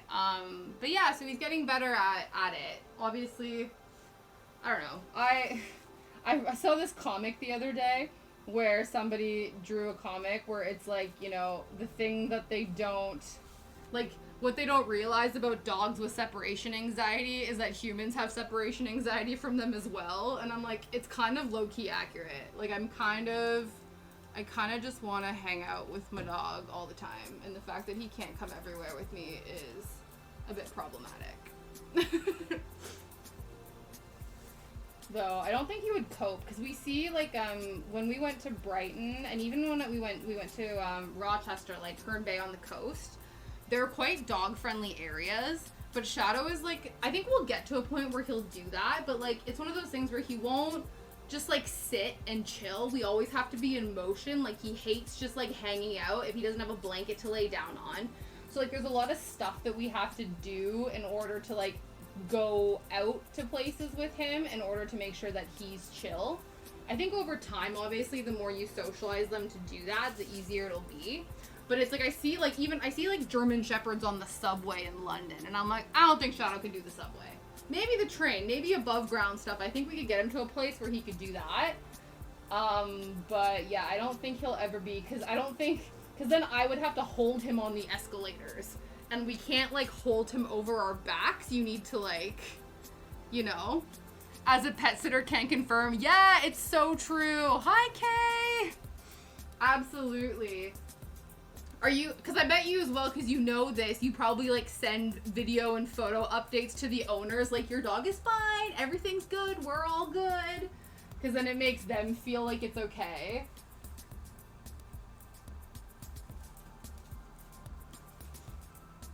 That's even what my in-laws do when we leave him at their place for something. They'll usually, half the time the photos they send are him, like, belly up on the sofa, so we're like, he's obviously fine, like, he's chill. He's just chilling, you know?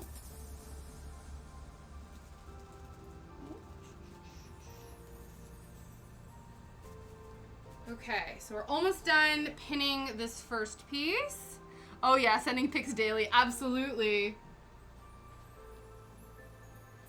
And then the other pieces is piece number 4 and 3. Which are these guys?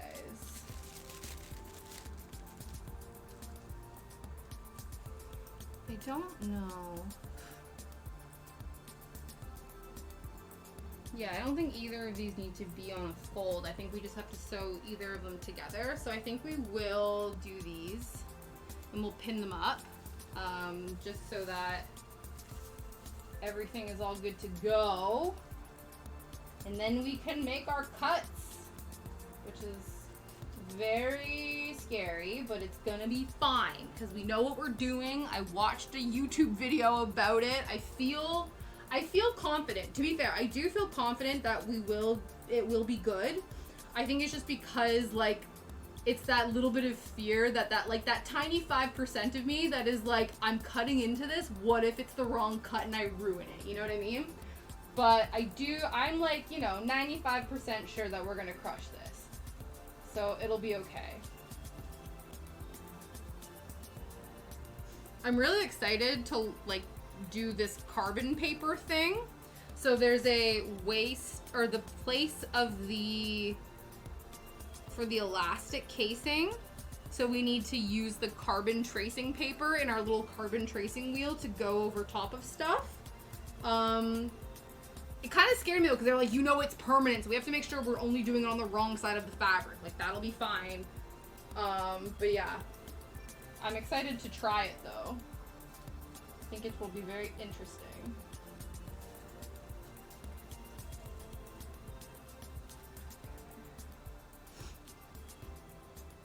It looks very cute. Yeah! Trust. We are trying to be very meticulous to ensure great success. I was saying, so luckily I had found, I think the video series was from 4 years ago, but there was a, like, sewing YouTuber who actually did a sew along using this exact pattern. So when it came to like cutting out the pattern pieces and like learning how to adjust the measurements and all that kind of stuff, she does all of that. So I like binged watched probably 80% of the videos, because then we were getting to the point where we were sewing things and I was getting overwhelmed, and I was like, I don't think we're getting to that for a few days. I'll rewatch those when we get closer to like that being an option. But yeah, it was incredibly helpful to find that, just because there were things that it was like, okay, do this thing, and I was like, I don't really know what that means. So to have somebody actually like explain what this is supposed to look like was really helpful. Okay, so now we're going to attach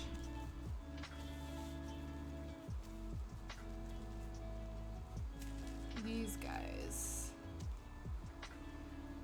So we do need to try to keep them as straight as possible. I think I'm just gonna eyeball it and hope for the best, because I don't know. Again, I don't know. Let's move over here. Ooh, it's fine, I didn't step on the iron. Okay, let's move over here. So these were lining up with the edge here, but these edges are still intact, so I think as long as I line this up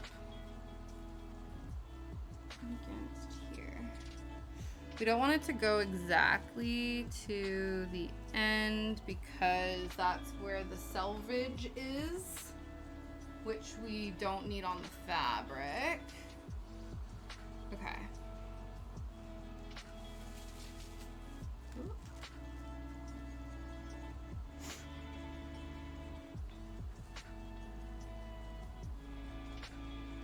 I think maybe if we get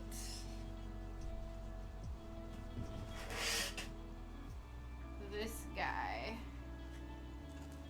and we put it here, we're kind of hanging off the table, but I think that's fine.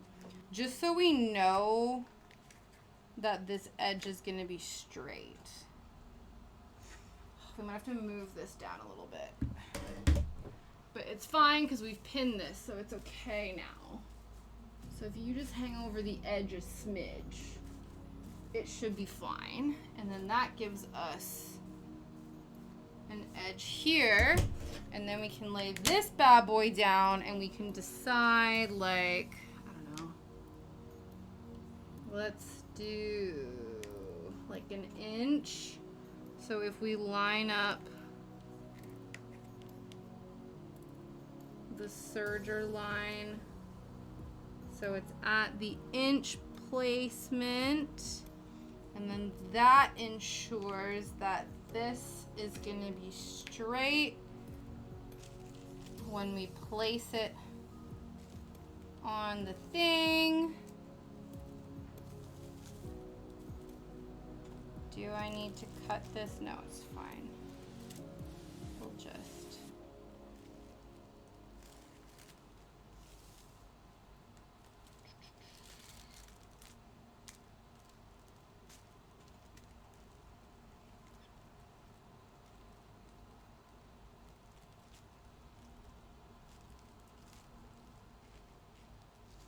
Yeah, okay.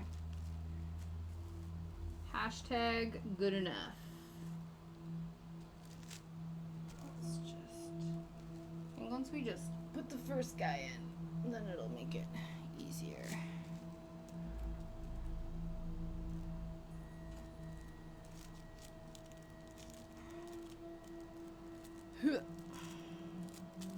Okay, there we go.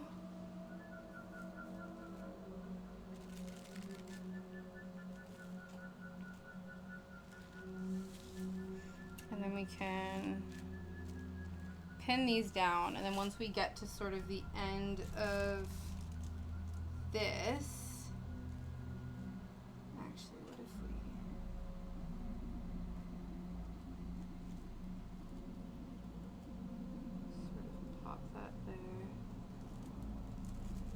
just to ensure that that is straight. And then we can do the same thing down here.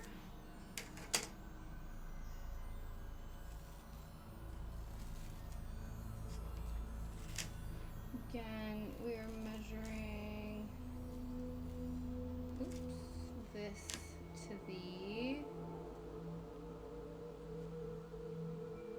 1-inch line on the, just like the serger line, so I'm not doing all the floofies because I think the floofs are uneven. Okay, that seems correct. And then again,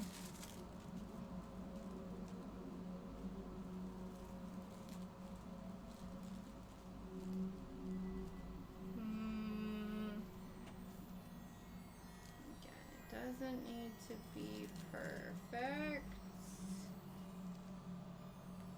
I say unconvincingly to myself. Okay. There we go, and then that should be fine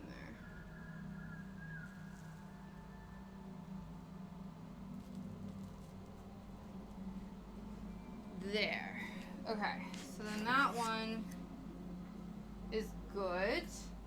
So we can finish pinning this, and then we'll pin this guy, and then we will cut everything.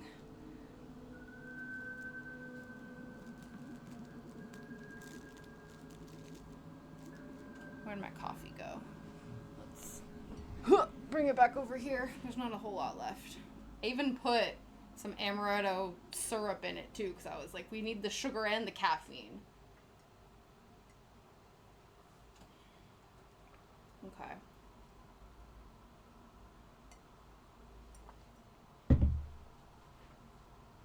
Crushed it. All right. Let's continue.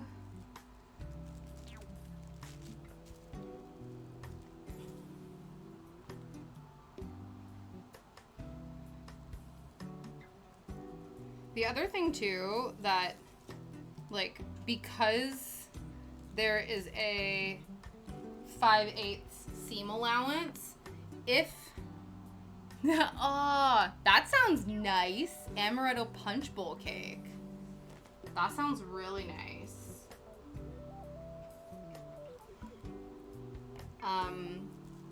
But yeah, because I've never actually like done anything with amaretto. I think I tried to make a mixed drink one time, but it was not good. I don't know if you've seen these, do these things on like Facebook where they would put like alcoholic drinks inspired by whatever. So I had an Alice in Wonderland themed birthday party because of course I did. And one of the like Alice themed drinks, I don't know why. Like when you think about Wonderland, I don't think you think about like amaretto like as a different drink. But anyway, so I bought some because there was this thing and it was just like a picture and it told you what was in the drink, but it didn't tell you the proportions. So I just kind of guessed, and I don't know anything about mixology. So I remember giving it to my friend and then being like, this is trash. And I was like, damn. And then we just had this massive bottle of amaretto in our cupboard for forever because we never used it for anything. But yeah. But if I would have known, I could have made a punch bowl cake, I guess. Okay.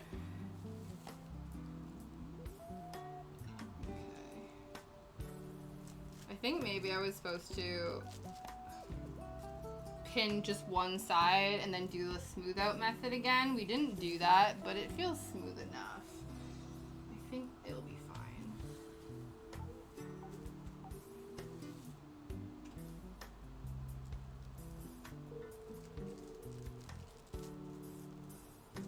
It's really good. It sounds really nice. My treat, I'm forced to. Oh, really? You're forced to bring it? Is it one of those things that like you make it so well that it's like we just expect that Kat's gonna be the one bringing the punch bowl cake to everything ever?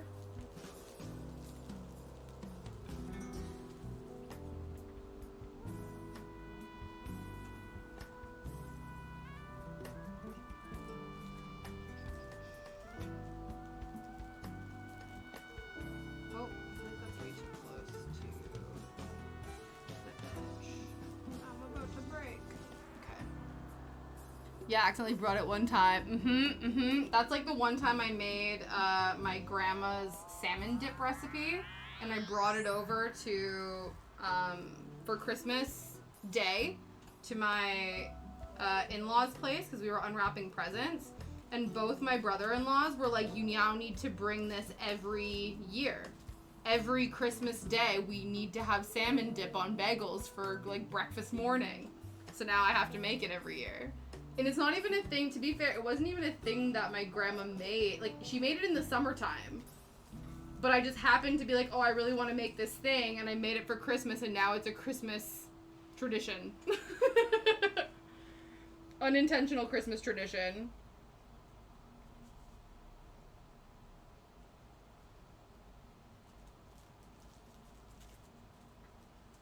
Okay. Did that side. Want some dip. Well, I was going to say, we talked about it on Tuesday. I finally finished, I think yesterday, the whipped feta dip that I found at the grocery store the other day. So good. So I'm working through a red pepper dip. And it's not a red pepper hummus. It's just like red pepper blitzed into dip form with like a chili oil with it.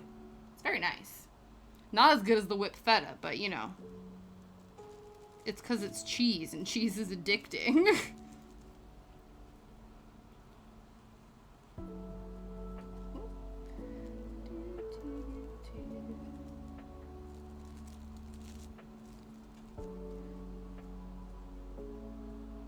Alright.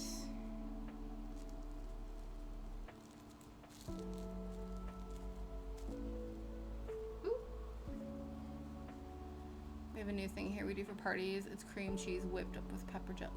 Ooh, that sounds really nice. I've not had like a savory jelly in a while. Yeah, with crackers, that sounds really good. But yeah, I've not had like a red pepper jelly in a while, but I remember them being really good. Oops. In the fabric.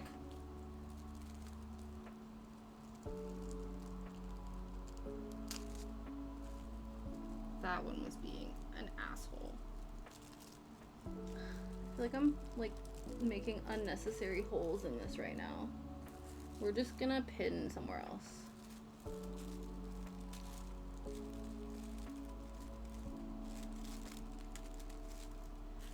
Okay, there we go. Fixed it. Sweet, savory, little spicy. That sounds really good.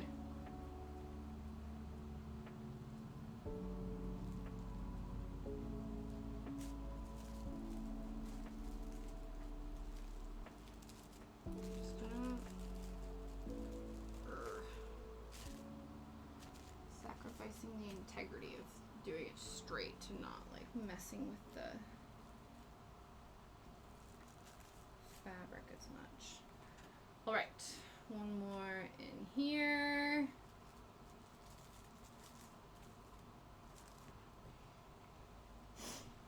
Okay, and then this guy, similar thing. How are we gonna do this? Ooh. I guess if we measure, that's arbitrarily. It's not really gonna work because there's pins in the way, but it kind of does. We have tons of room, so as long as this is roughly straight, I think it will be fine.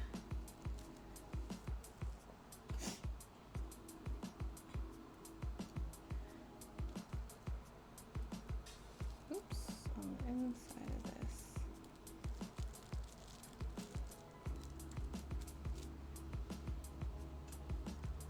But yeah. I think we'll just eyeball this. This is what? This is the drawstring. So this is the like neck thing. Oh yeah, what I was gonna say is because there is a seam allowance factored into this, the other thing is if we do make this really wonky, we can straighten it out when we sew our, like finish our seams, you know what I mean? Yeah, so we can sort of like, if there's a bit of wonkiness, we can fix that when we sew.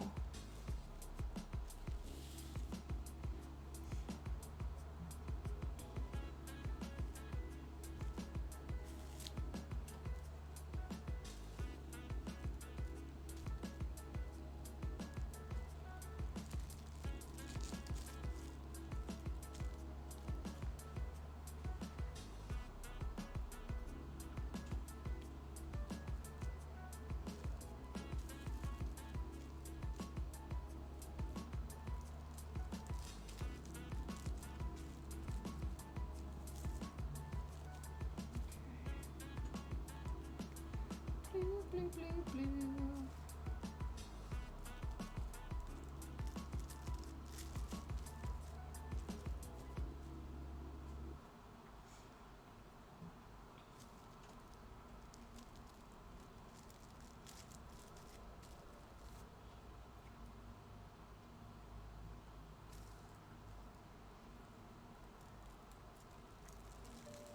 Thankfully, like, there is a pattern on this fabric, but it's sort of like a sporadic dot.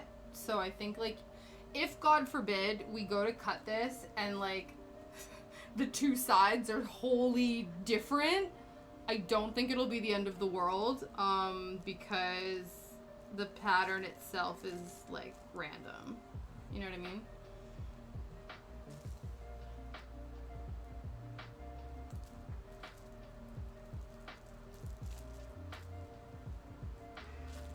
Okay, almost done pinning our first 3 pieces.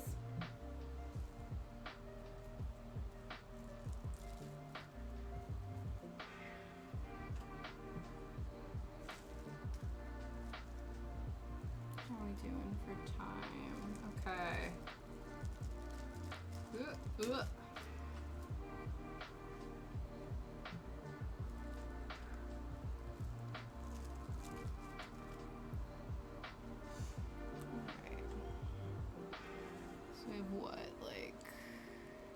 like an hour-ish to finish this up. I think if we go over a little bit, it'll be okay, because I think I just want to get all of the pieces cut out. So we will try our best.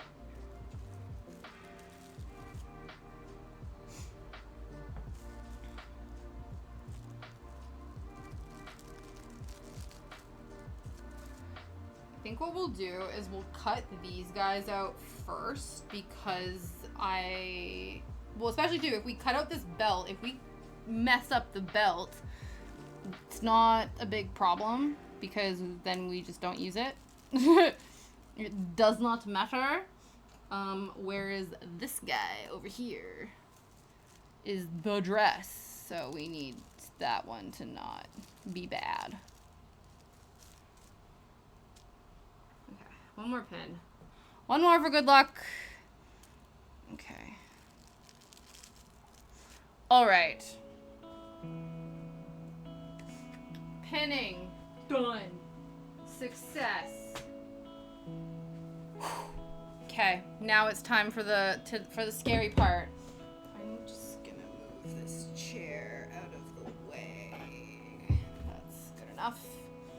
All right, let's hope these scissors are sharp enough. If not, I can use my new ones that are not supposed to be.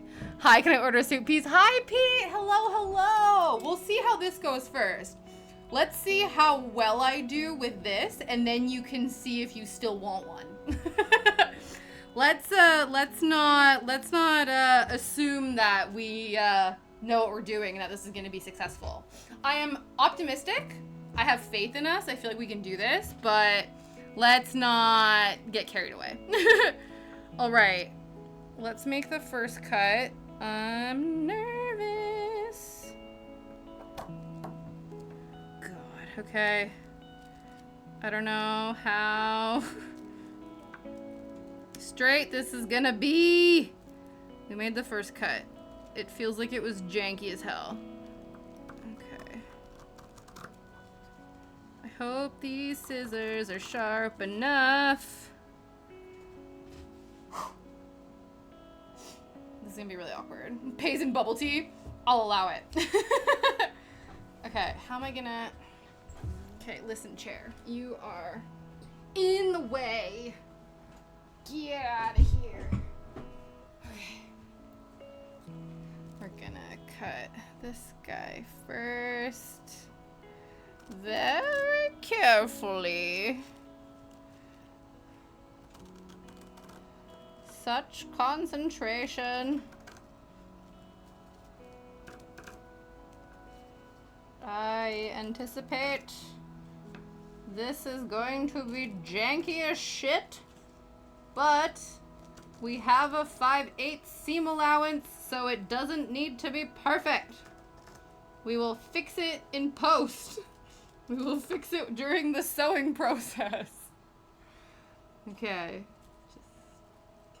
Just nice and smooth and calm and fine and good.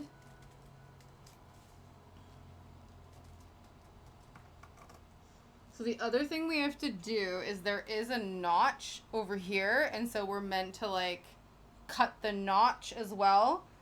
I don't think there's any other lines we need to worry about. There's a fold line, but that's not something we need to worry about. Okay.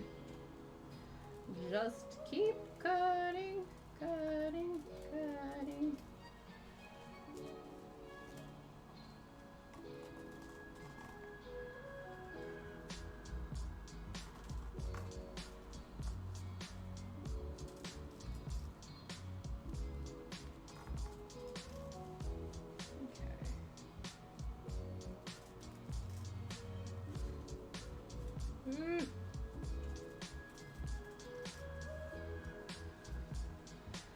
It's looking... That part doesn't look that straight, but straight enough.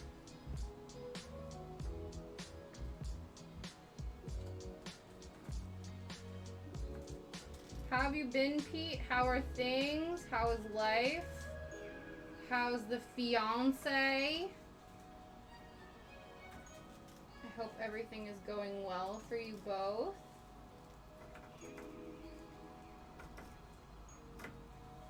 Okay.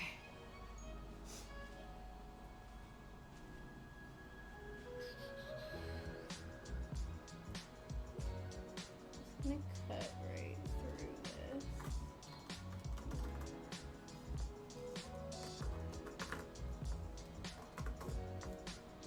Okay, this piece has been cut. Just gonna pop it there for now.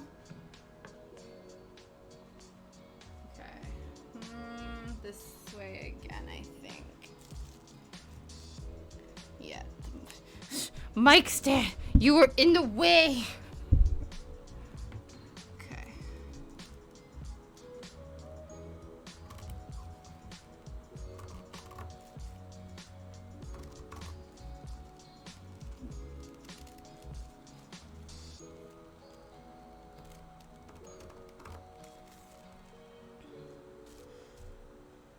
She's good. I'm good. Thank you for asking. Let the IRL things happen. Yeah, definitely. Yeah. Feel free. Let me know what's been going on.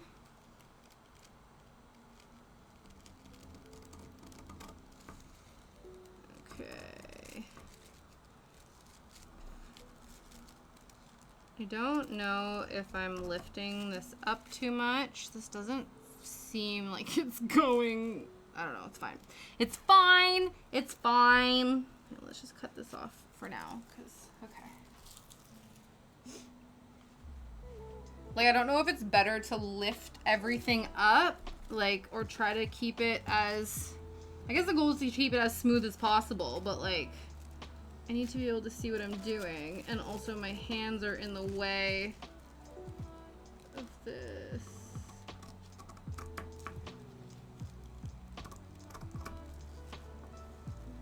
Okay, I think we just, yeah, okay.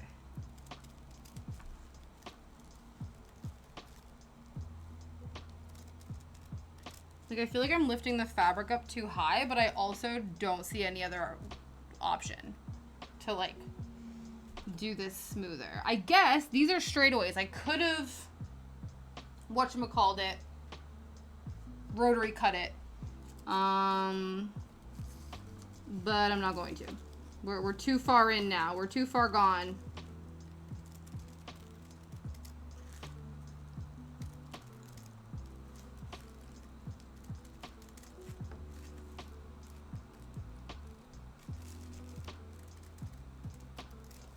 I think it's just trying to keep everything level. I don't know. Okay.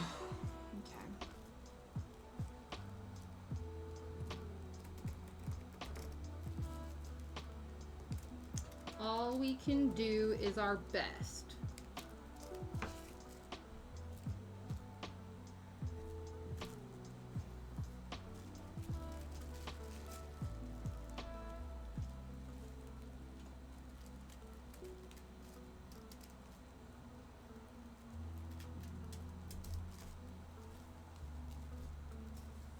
that was me just cutting that. Damn it.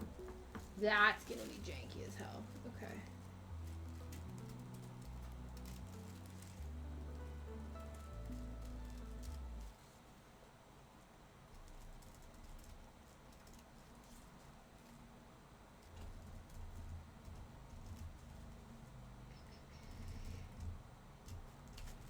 Whew!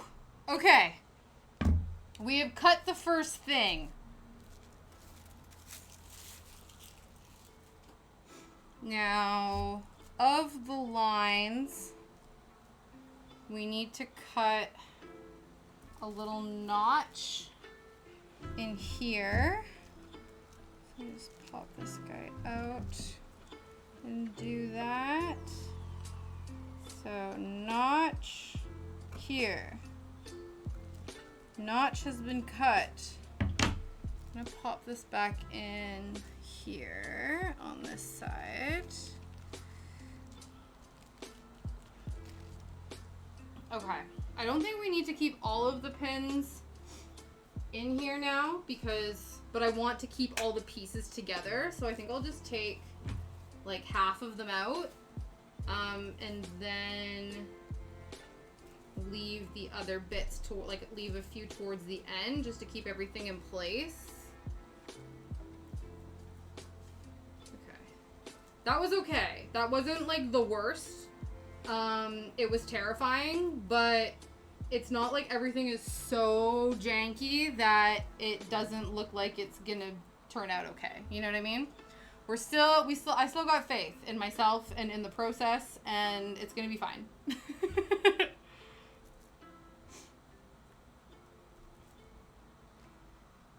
Yes, maybe I should have used a rotary blade to cut a straight edge, but I don't care. Because also my cutting board isn't long enough. It's probably long enough for this, but I feel like now we've just committed to the scissor method and we're just going to go with it. Yeah, no problem. Thank you so much, Pete. Lovely to see you. Even if it's for a little bit, it's better than nothing. I hope you have a great rest of your day. Okay. So this guy is done. Here it is on the wrong side still, but that's okay. So we're just gonna fold that in on itself and place it, I don't know, over here for now. You stay there. And now we will cut the next one. I can put this back here. All right, round 2.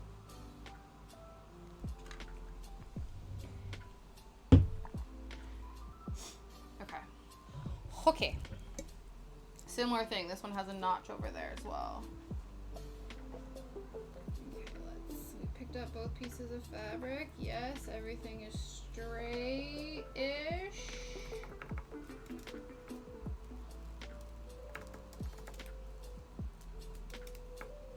That was a bit janky, but it's fine. It's fine. I don't know why I cut that side first. I don't think that was the best idea. Okay.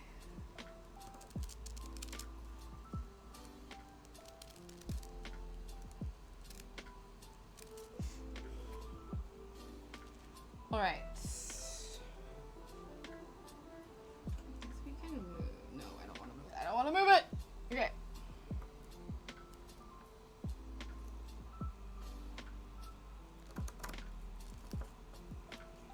I think it's fine when you like first start cutting, you can make it pretty straight, but then as you continue, there's like so much fabric that you then need to move, though this is actually going really well. Okay. I think it's just like keeping, I don't know, the fabric as like taut as possible maybe. I don't know. Yeah, this is not coming out clean, but it's fine. Like theoretically, because we've put enough pins in it, the fabric itself will move but it'll move in relation to the pattern piece as well. So everything should move together. So ergo, I think it'll be fine.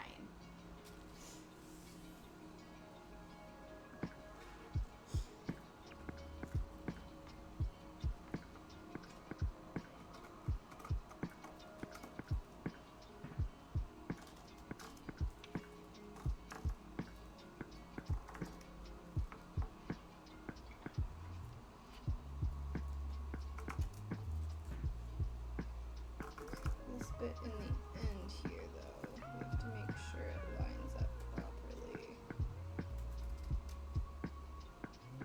Okay, I don't know how straight that ended up, but it's fine. And we also, actually, this is kind of like the exact length we need, so if we mess it up, at least we have a scrap. We have a scrap version we can use. Okay. On to the next. And then it will be time for the big one. This has just been practice. We've just been practicing with these little guys.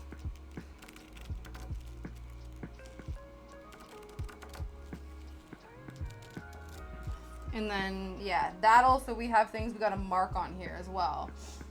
So we will do that after as well.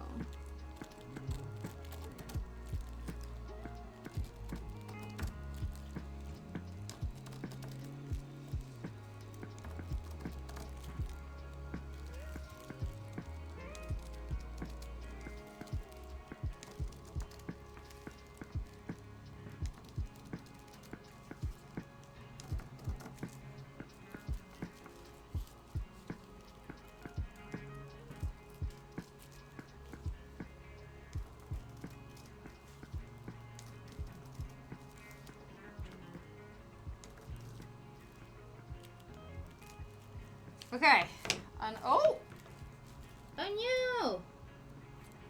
Tiny little threads we didn't, it's fine. It was hanging on by a thread and we snipped it off. Okay, another one, we need grain line. Yeah, cut 2, so we've cut 2 of those. Was I meant to cut 2 of these? I assume so. If not, that's exactly what we did. Yeah, cut 2. Yeah, we did that. Ow. Right.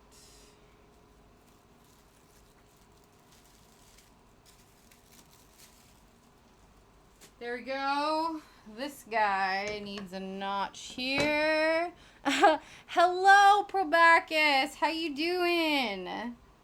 I hope you're having a good day.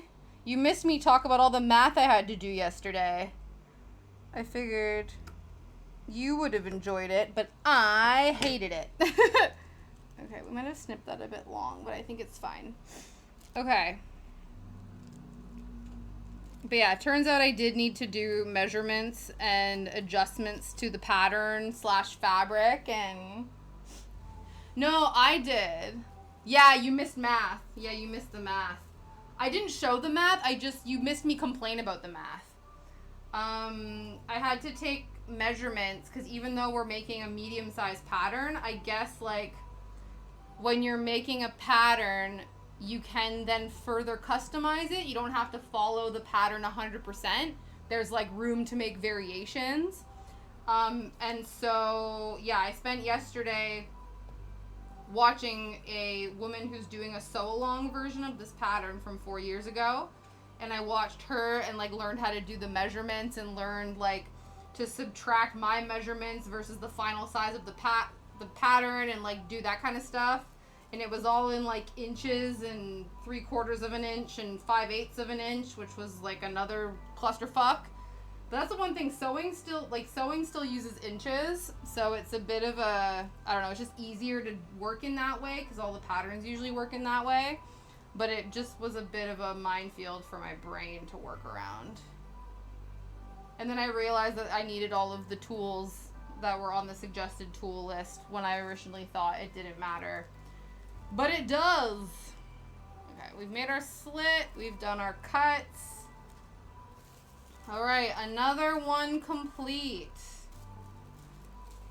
Now on to the scary one, the massive dress one. Luckily though, we don't have to cut both sides. We're just cutting around it. So I'm hoping that will make it, I don't know, make it easier. Brains, that's true. That's a fair point.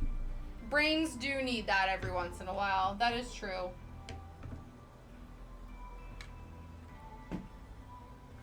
All right, let's go to the other side. Swivel you guys back around here. Hello. Put this version of you over here. Okay, we got this, we got this, we got you. We're good to go now. Now, which side do we start on? Probably this side? I don't know.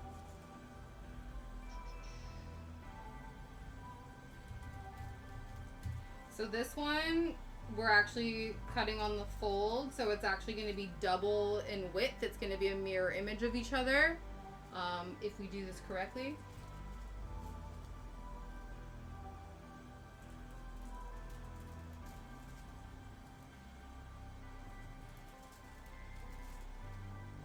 And then once we do this, we have to pull our fabric. Okay, I need to make sure I follow the correct line here.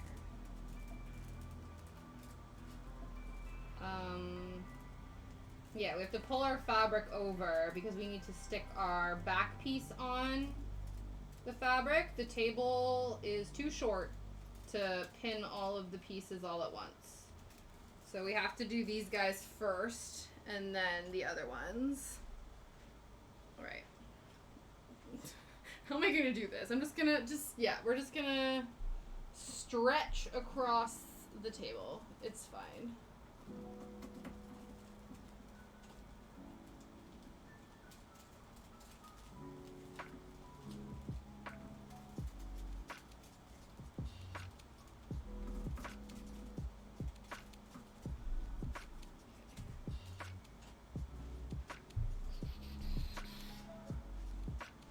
Stretch, you say? It's lengthening time. Yes, yes. Oh, to be fair, we've been in like craft gremlin mode, especially today. Ew. So we should do some proper stretching. Thank you for that. Oh.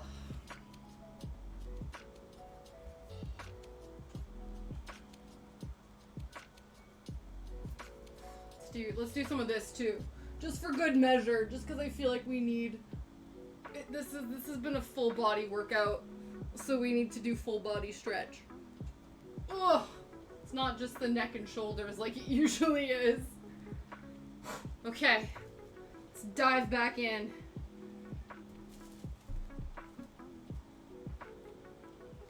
Trying to just do like slow and steady.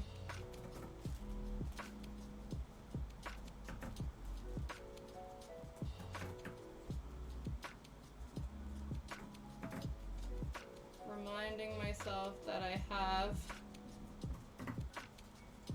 5/8 of an inch of a seam allowance, so if it's janky, we will hide the jank and it will be fine.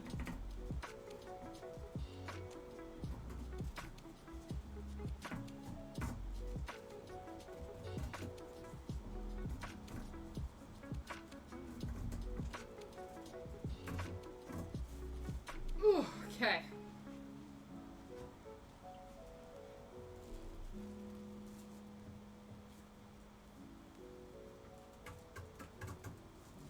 Make sure I'm cutting through all of the fabric.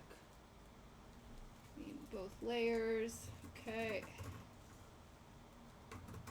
Slow and steady wins the race.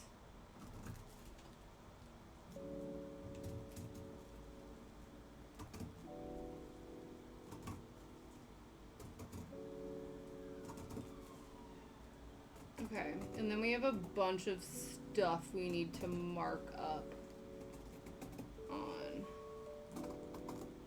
the pattern.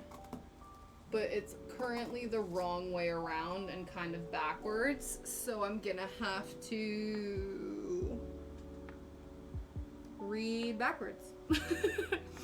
I'll figure it out. It'll be fine.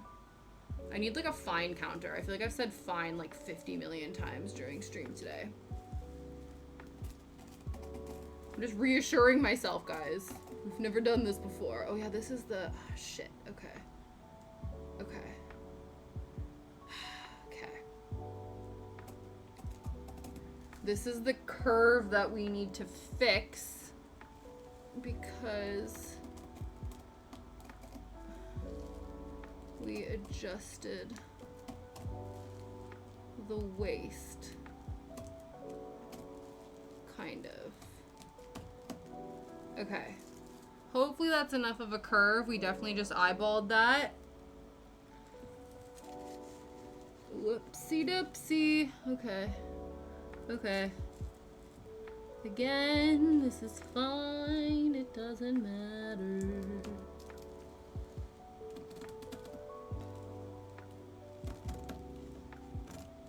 Because I adjusted the waist of it, it then moved this curve up, like the natural waist curve, and so then I'm supposed to put the curve back in, and because we also inverted the picture, my janky eyeballed line is also now not visible to me. Oh!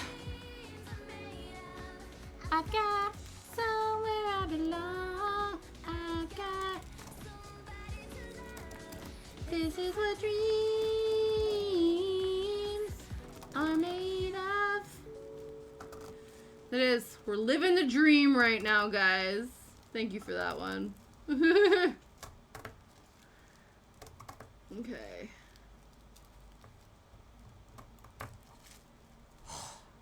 That was scary. Okay, let's now cut this out.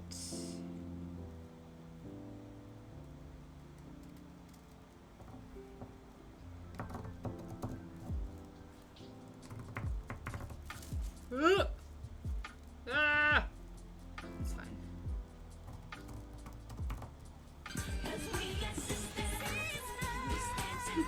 You're trying to distract me, Probacus. It's not working.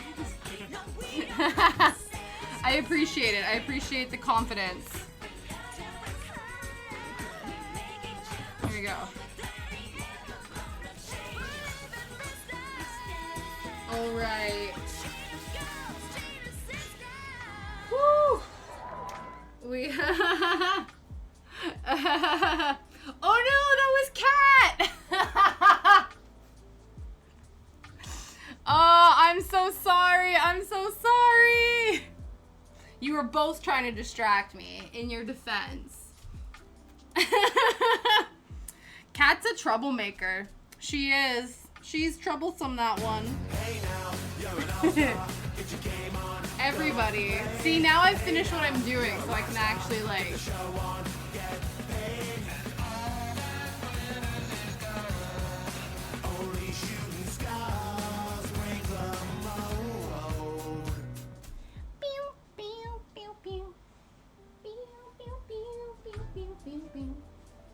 Something smells interesting. Okay, it's not the... I wonder if somebody's barbecuing. Yeah, it smells like smoky, but like in a wood chip way, not in an I'm burning the house down way. So that's good. Okay, so we now need to notch in our new notches that I made and hope that they are correct. We need to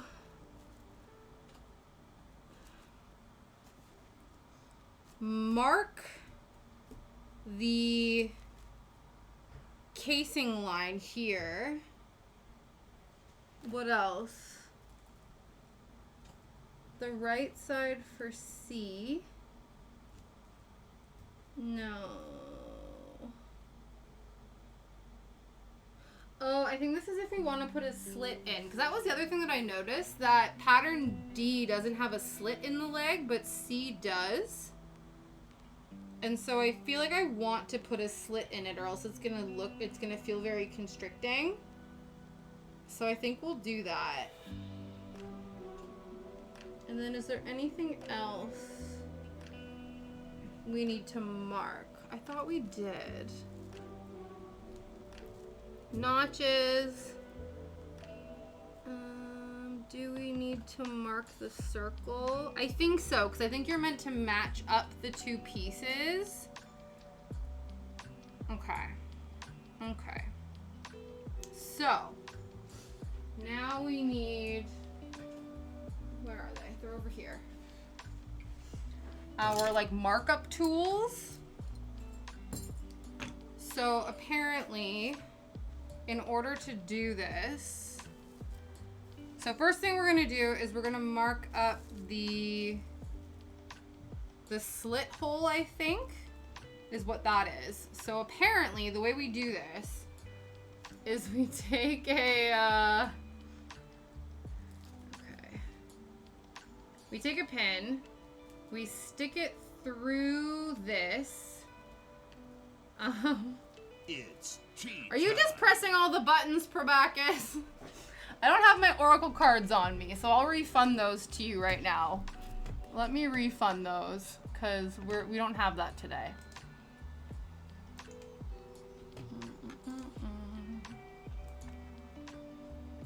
But I'll drink my iced tea right now. Thank you for that.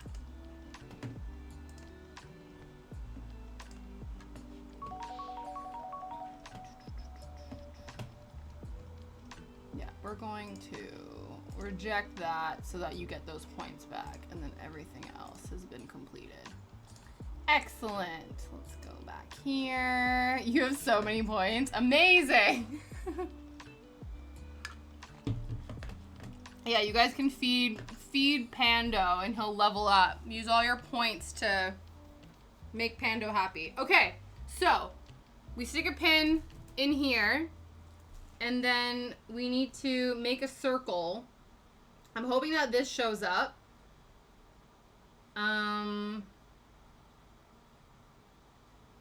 Yeah.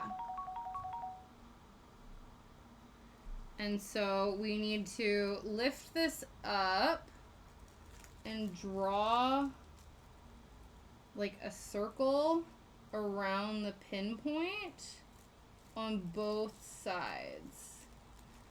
This feels janky as shit. Okay. I don't know if this is gonna show up. I think it will. I just need to be really firm with it.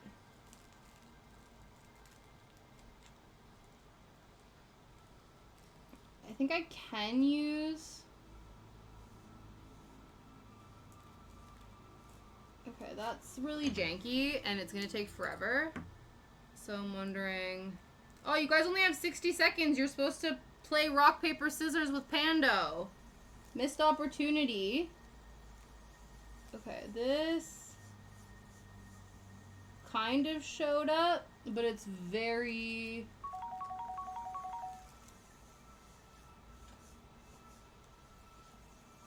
Okay. I don't know.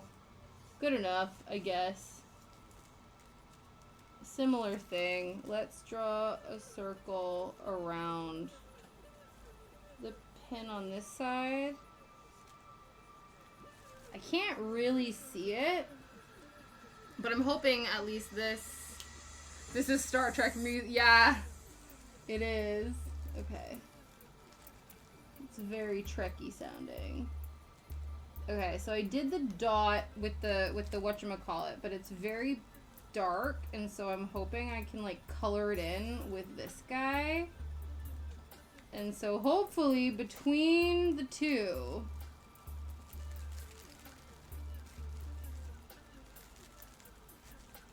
it will line up, hopefully. because it's kind of not doing what it's supposed to, like, or it's just really dark, so I can't really see it. Okay. There we go. It turns out that I completely didn't stick this in the right place, really. Okay.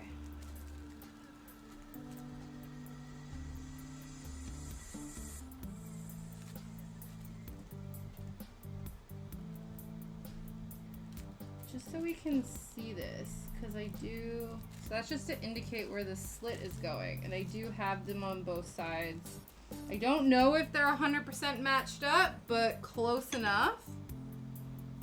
Yeah, I don't understand that one too. I think you're predicting whether it's gonna go up or down. I don't know. Okay. So this one as well, we also need to mark, I think. But I don't, again, 100% know. Apparently we can use the transfer paper for this too, so we might do that. Maybe we'll try that. We'll try the transfer paper method.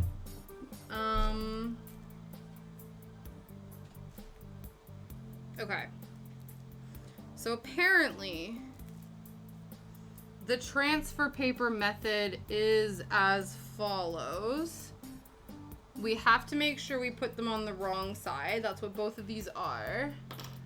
We're meant to take this stuff, which I think this must be it. Smells interesting. There's tissue paper separating them all.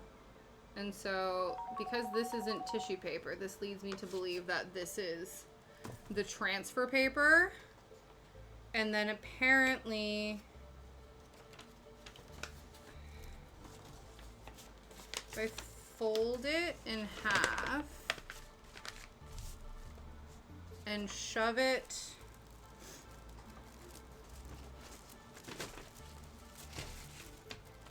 underneath both of these. This is a lot. So we have to put it underneath this. Ugh. And then kind of shove it.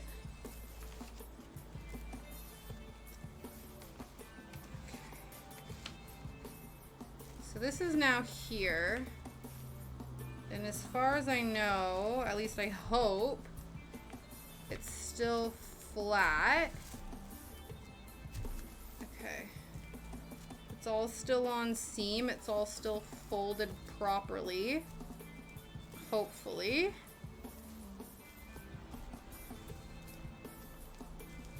We are then meant to take this thing and roll it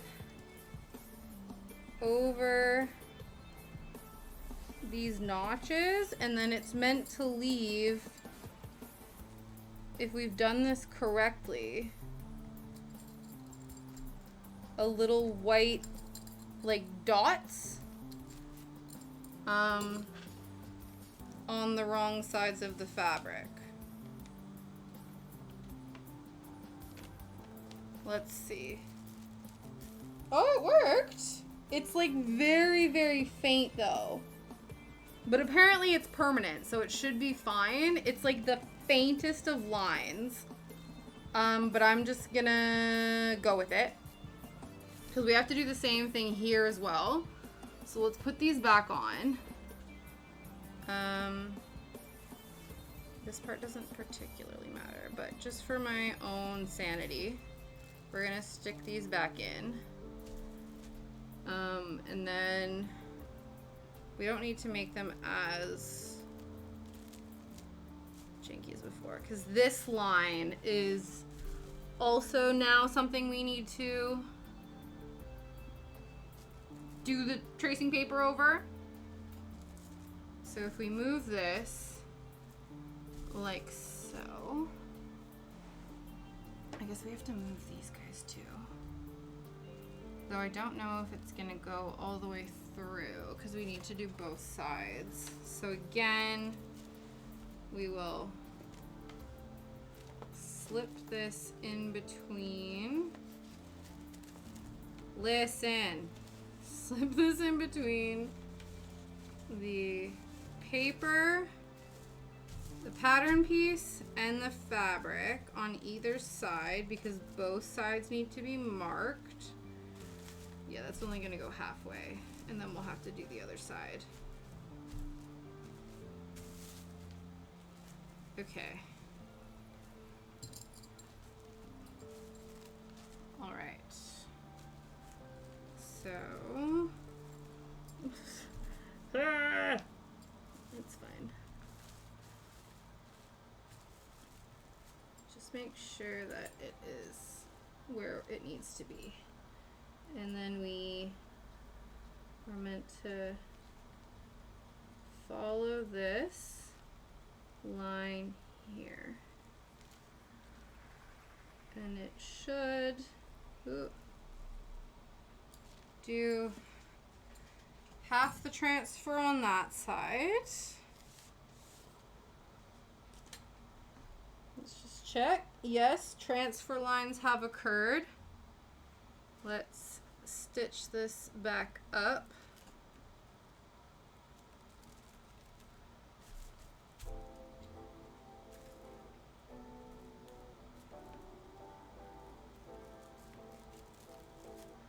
Okay, and we are going to unstitch this a bit more so we can then do the same thing on the other side, which is put the transfer paper in between the fabric pieces and the pattern piece. Push that down and continue the line. There is a tiny gap where this isn't going all the way, but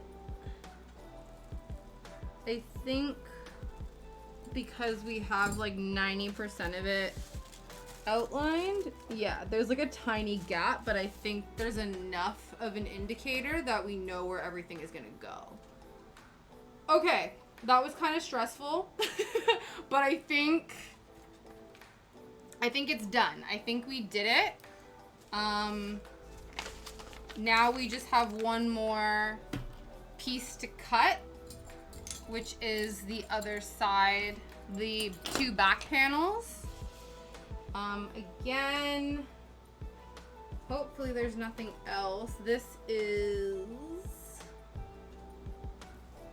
cut for A. Yeah, so these are the various hems that we don't need to worry about. We are doing the full length. We've marked that. We've done our notches. We've marked this, even though I'm unconvinced that we've done a good job, but that's fine. I think as long as it's basically like do not cut, do not sew from here, which is fine. I think we can figure that out between those two. Because everything else is indicating where they go together, but I guess it doesn't really matter because it's two pieces, so it's fine. I think it's more of a concern with the other two, which are two separate pieces. Okay, so let's, again, we want to keep this intact in a certain capacity, so we will leave like the bodice half pins in just so we can keep track of everything. Pop these away, move the fabric over, line everything up again, and then place our final piece. The pièce de résistance. Not really, but just the final piece of the puzzle. And we have, we've got like 20 minutes to do it. I don't know. I think we're going overtime today, guys. Just because I want to get this done. So we got to do this. I'm going to try my best, but like I said, I would like this to be a usable table tonight, so I need to get all these pieces cut. And then tomorrow, oh Jesus, tomorrow we can start sewing, which is wild. Yeah, we have 6 days, so 6 streams to make this. And we are currently on day 2 of 6. Tomorrow will be day 3, and we're already getting to the sewing portion, which is really good. I'm hoping that everything will come together. I don't know. I say I hope it'll come together quickly. I'm not sure if it will. I don't know. We'll see. I'm optimistic, but if not, you know, I'm sure when my mom comes back, she can help me finish it. But I would like to make this entire thing on stream, so we will see what that looks like. All right, so let's see. I don't know if you guys, maybe we move. You can't, you really can't. I don't know. Can you see? No. Yeah, you can actually. So see this like tiny faint ass little white line here? That's where we're doing the slit to, and then you really can't see this. It's like the faintest dotted line along here. That's our transfer paper, indicating our elastic waistband place. Okay. So we're now gonna fold this. I don't know if you can see this. Let's hold this up. Right here, maybe? Yeah, you can kind of, very, very vaguely see this dotted ass line. That's our transfer paper. So it worked, which is excellent. All right, so now we need to probably move all of these pieces over here. This is extra scrap, so that's gonna live here for now. We're gonna put you guys back over here.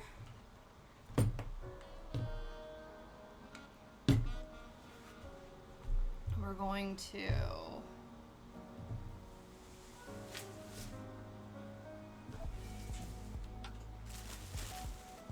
move this, push this up. I'm gonna pop these on the chair for a minute. So we need to get back to lining all of this up because the table was not big enough. So we need to go back to you. We still need you.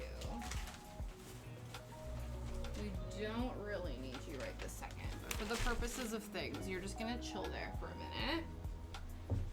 So we're gonna, yeah, we have to line everything up again. So I'm actually gonna start from the back.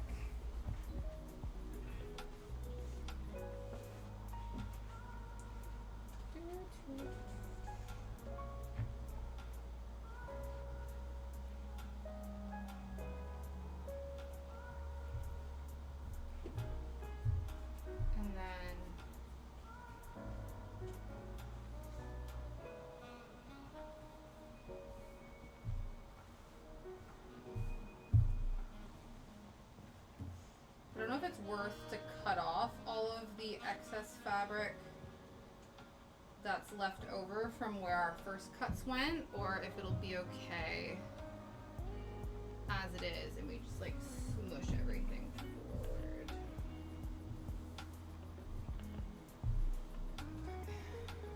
Gonna put you guys back on the table. Gonna swivel over this way. Hello. Continue lining things up from here.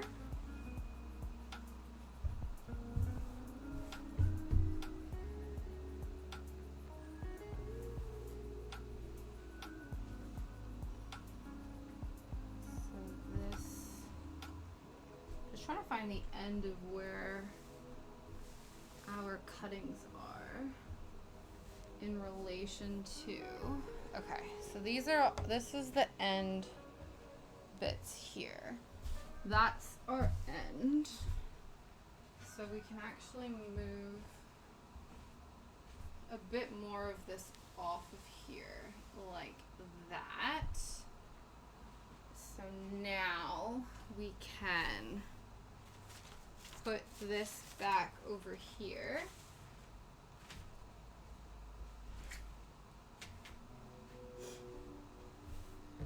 Again, make sure that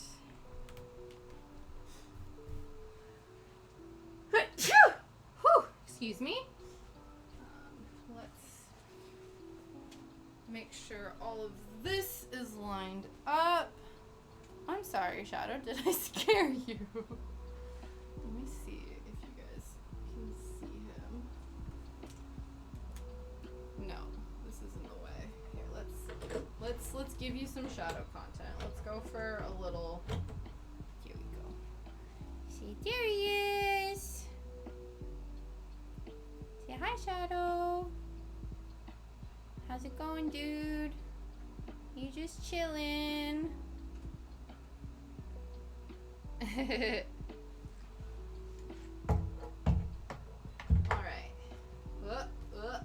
Okay, we're gonna just be loosey-goosey there for a second. No, there we go. Oh, no, he's doing the belly ups. Here we go. Now you can see him in his full glory. This is his resting state. This is full belly up shadow mode right there. Hey? It's not sicko mode, it's shadow mode. Okay, back to business. We got shit to do, guys. We got shit to do. Okay. There we go. Back to business.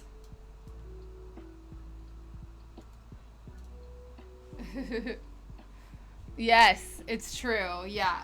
Shadow living his best life. Paws up. I'd say balls out, but he doesn't have any anymore. Just, you know, living his best life. Okay, this is now not... I don't know. It's fine. Doesn't seem as lined up as it was, but it doesn't matter.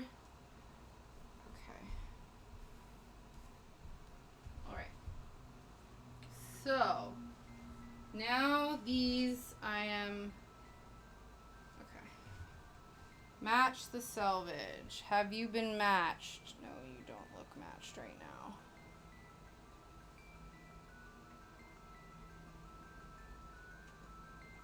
It's going! We only have one more piece of the puzzle to cut out, and then we are done. We're definitely going to go over time today, but I want to get this done so that we can go straight to sewing tomorrow, which is wild. I've not completely unearthed all of my fabric pieces from their pattern piece, mostly because I don't want to misremember which ones they are. So we're not seeing everything in its full glory just yet, but right now we're matching up our pieces and hoping for the best before we pin our final piece. Okay, that is as good as it's gonna get. Smooth everything out. Get her done. Damn it! I forgot. Yes.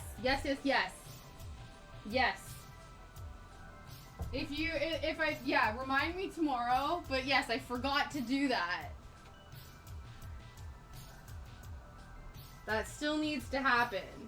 We have... What is it? This is only stream 2. We have 6 streams, so one of them can definitely be a pun. Because you know, that's like my main form of humor is puns. So, okay. So we've just smoothed this line out the best we can. We are now going to line it up with this.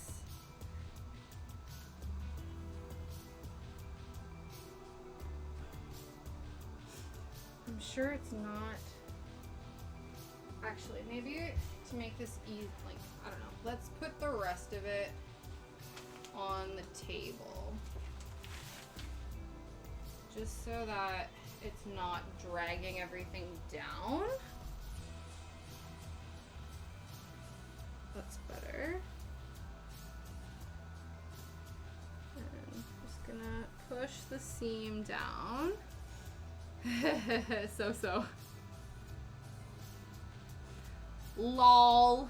Lol, lol, lol. You could repeat it tomorrow. I love it. Okay. Okay. We're just lining this up, and I want it to be as accurate as possible on this crease before we put the pattern down.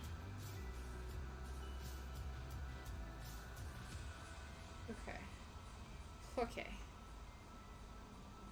To be fair, this isn't being cut on the fold, so it doesn't have to be like 100%, but I do want it to be as even as possible. Okay.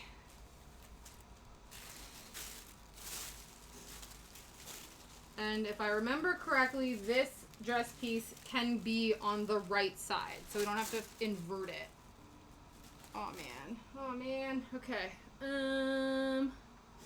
What if I just moved all of this forward? No, I think it's better to just move all of this shit instead. Okay. Let's do that instead.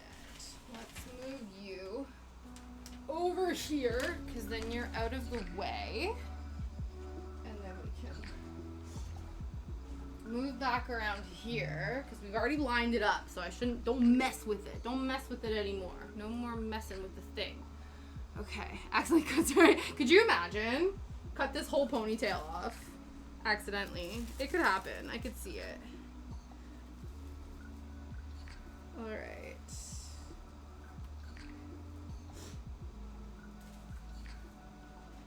So we still want to line this piece up with the edge. So I think we should still...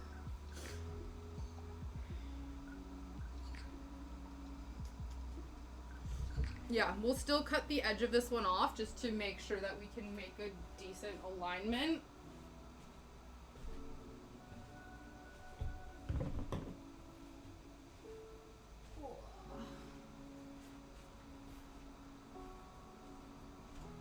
How many do you have today? Oh no! I was wondering because you were lurking a bunch if it was your hands flaring up again. That sucks. That's a double whammy. Yeah, honestly, the heat has been ridiculous. It's been okay, like, in the morning, but it's like, I don't know, man. It's just by like, 11, I'm like, I'm done. I'm over this. It is some bull shrimp.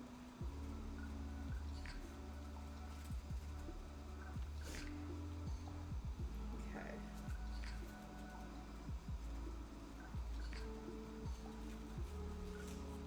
Hopefully the hand pain is not like it doesn't get so severe, because I'm like, that coupled with the heat, like, I don't know if that sort of triggered it or not. I know you've not sort of worked out what the triggers are for the hand flare-ups, but it's definitely not gonna be helping, that's for damn sure.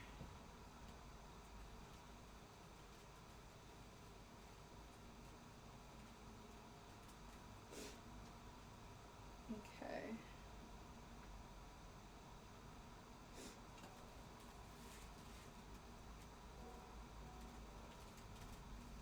So we're gonna do this, and then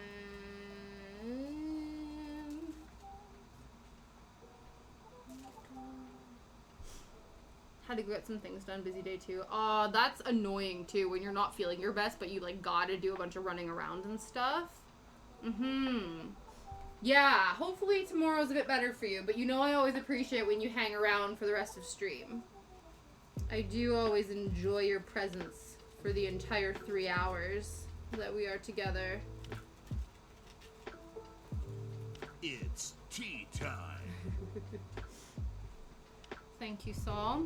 We got iced tea, baby, because it's too damn hot.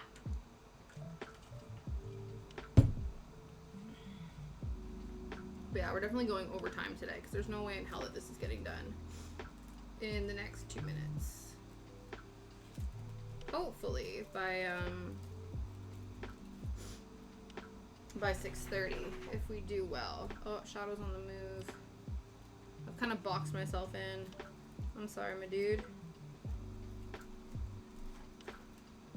Hi, baby. How's it going? Please do not chew on the fabrics. Thank you very much. Here, I can stick this in for you if you want to come in. Come in, say hi. Yeah? You're gonna get stuck over there because I put that chair in the way. Here, let me move that.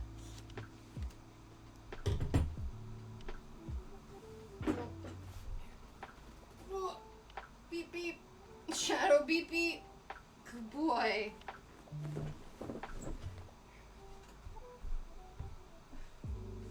Just like takes himself in a circle, and then I'm like, sir, there is no room there for you. Okay, now where did I put the scissors? Over there. Yeah, no problem, Prabakis. Thank you so much for hanging out. Yeah. I appreciate you. Enjoy the rest of your day.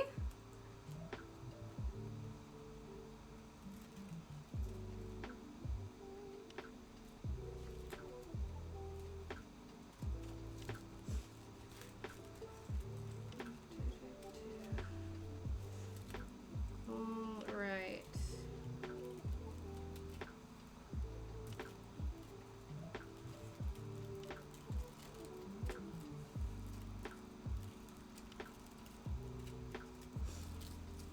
Okay.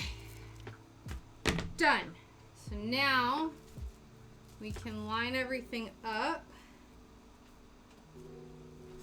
And again, it doesn't need to, we have to cut slightly on the fold, so I'm gonna move it up the tiniest amount.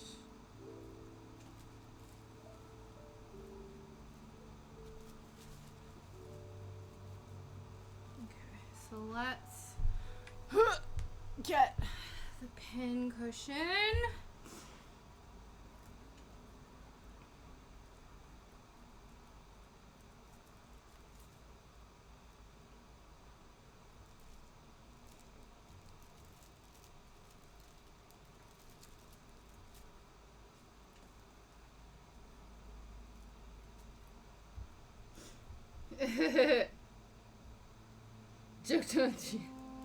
Cute. Cute. Okay. So again, we're gonna, I don't know. I still want to be like pretty accurate with this. I just know that it doesn't have to be as intense on the fold, but I still want to, I don't know. Still want it to be accurate enough, so I want to put enough, whatchamacallits, pins on the thing. And just have it be slightly off to the side. Government issued saw. But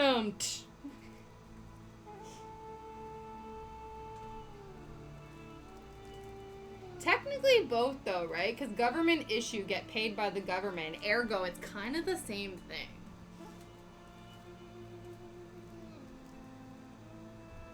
So just start telling people that you're actually a government agent because you get paid by the government, just like government agents. You know?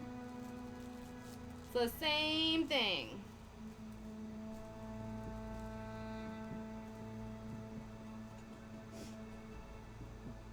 Damn, you're owned by the government. Damn it!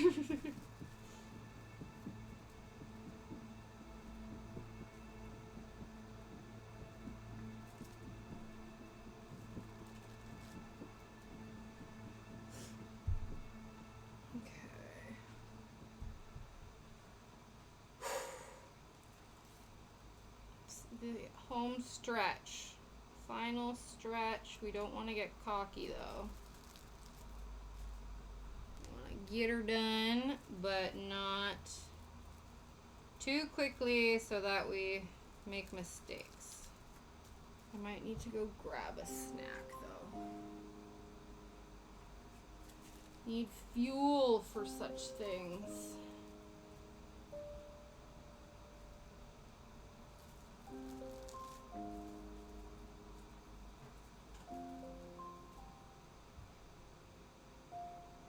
I have a cane consulate in a headlock.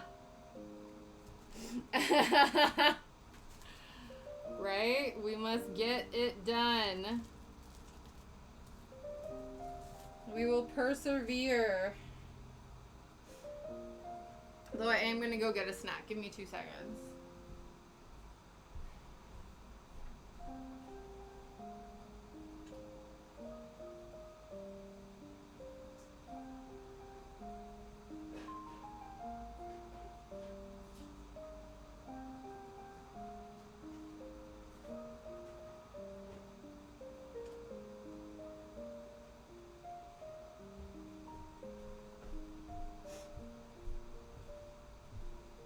I got a caramel so I can have slow burning sugar as it melts. You know? Work. So when government mission is Canada. It's a national emergency.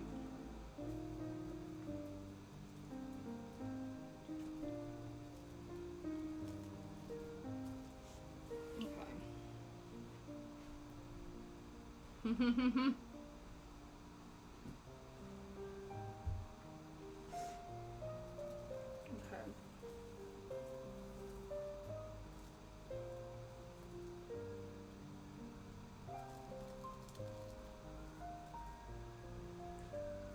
But you guys, I saw my teeth now.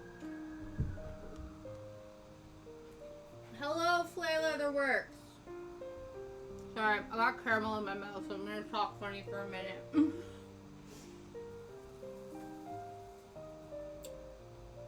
I hope you're having a good day. We are powerhousing through the last piece of our dress that we're making.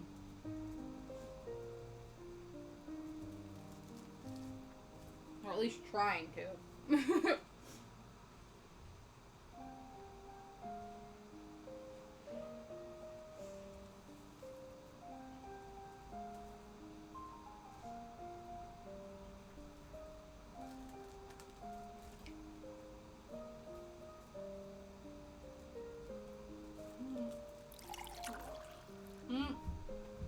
Jeez, now I'm slobbering. This is not good. The frog people. Okay. Thank you so much for the follow. I love me some frog people.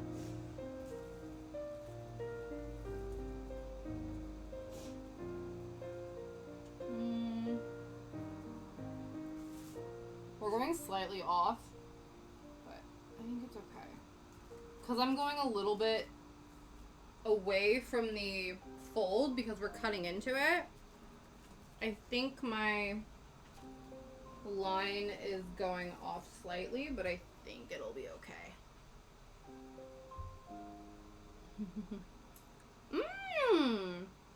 Oh, are you? Yes, he is. Yes, he is. He is a frog. I forgot. I forgot about your froggy endeavors.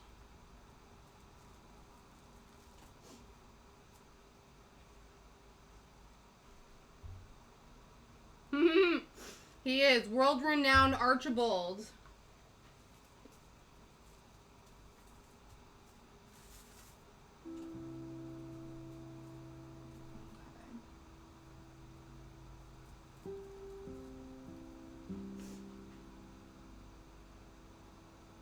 Yeah, it gets a little bit big in the center here, but again, I think it's so minute that it shouldn't cause any problems. She says optimistically. Ooh.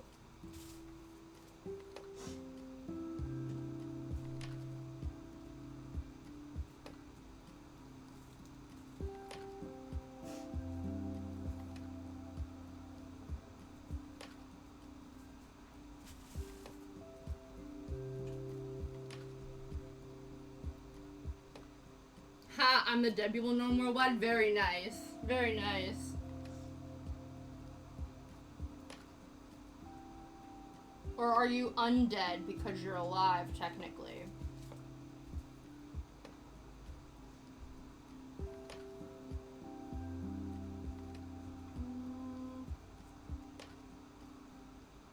No idea if this is straight. Yeah, that would be a miracle. Suddenly a full plate of armor emerges, possibly. Oh no! Oh, you were the first character. Womp womp.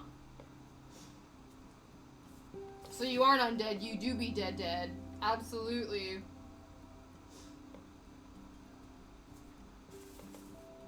Jeez. Mihai must be, you know, his dungeons must be pretty intense.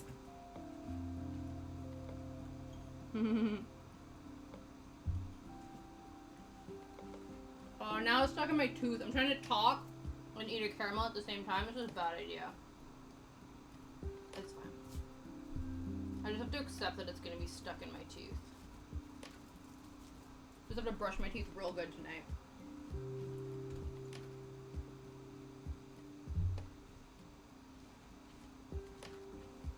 Alright. So we've pinned the line. I'm hoping that it's not too janky. So now we do the push out and pin method. Hello, Shadow. I know stream is technically over, but we want to get this done. So can you just be patient with me? Okay? Yeah, you gonna help me out? Tempted to make you sing with your mouth. No! I'll probably choke on it. That would not be good. That would be a bad idea. They're quite alright. Oh, you searched for death. Oh, watch yourself, Shadow. Or were you trying to jump over your cooling mat because you're still super sus about it? Good boy.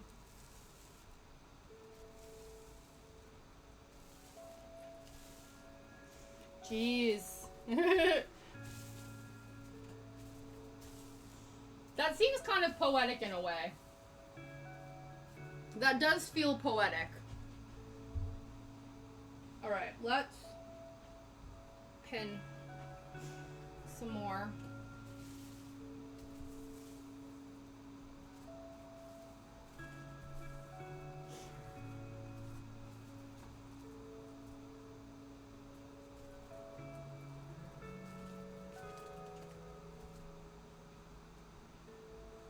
Okay. Forevermore. Absolutely. I think that is very poetic.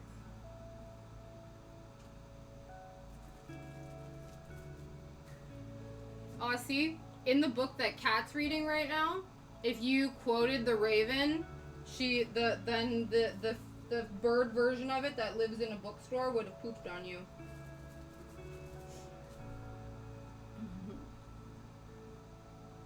Aww.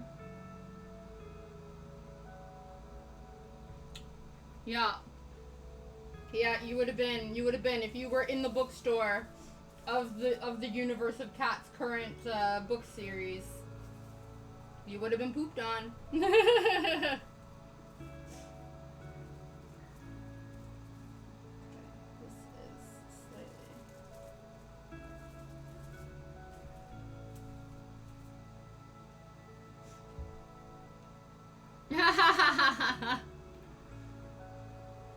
You're asking for it. He's like, bring it on. Soul just like fights with the bird who's trying to poop on him. He's like, you'll never catch me. Yeah, no problem, Flay. Thank you so much for stopping by. I hope you have an amazing rest of your day. It's tea time. Oh, more tea. I think I'm almost out. Thank you for that. Mm-hmm. All right.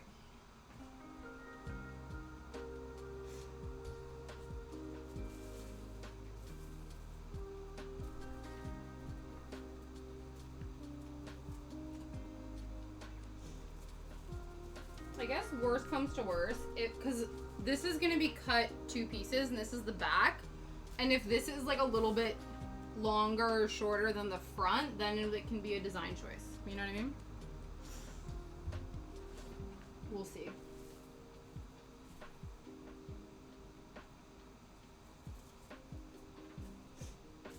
All right.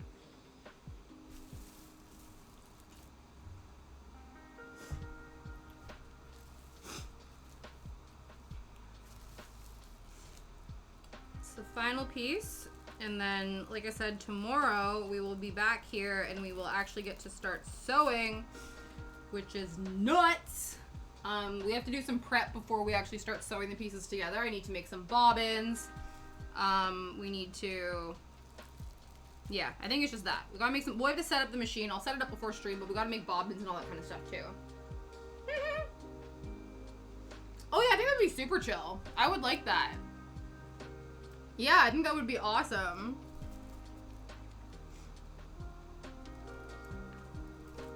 I wish I could, like, I wish my pets could talk to me. Like, I wish Shadow could talk to me. Part of me would be worried that he would, like, say some crazy shit. I don't think so, though. I think he's a pretty good boy.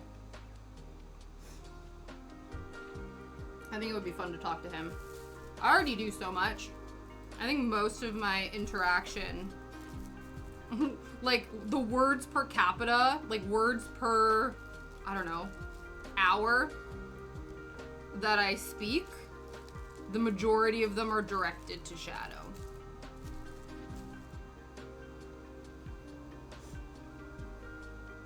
Okay.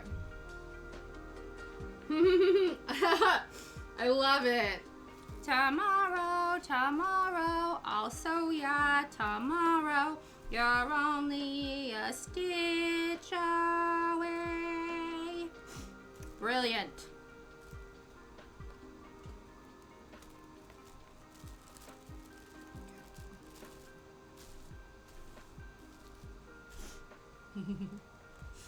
All right. Let's keep pinning, pinning, pinning.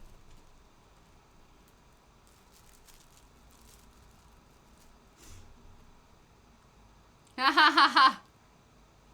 Your open as a crow, I think a raven would be overkill. I don't know, ma'am.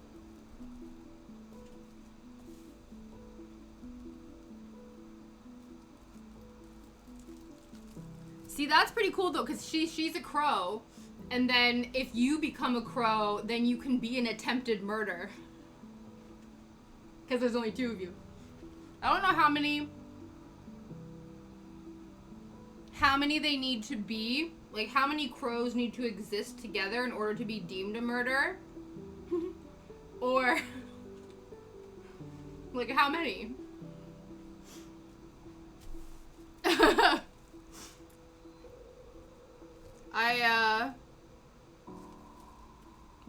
There's an area where I take Shadow when we go on our longer walks, and there's so many crows around there, and so I took a photo and sent it to the family group, being like, Shadow and I have witnessed a murder.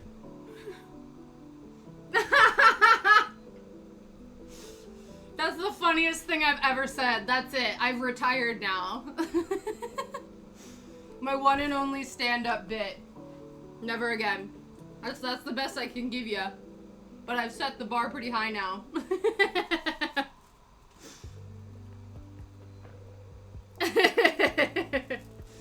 Why, thank you.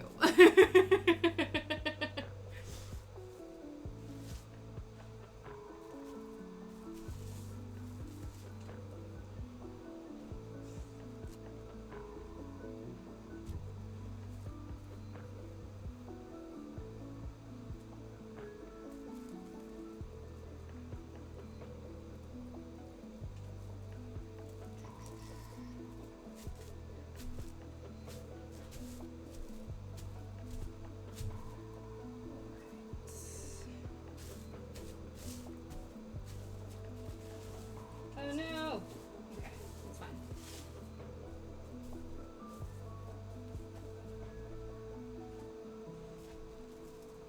Ha ha ha ha ha ha! Ha ha ha ha! Nah, I'd probably be like, yeah, it's fine.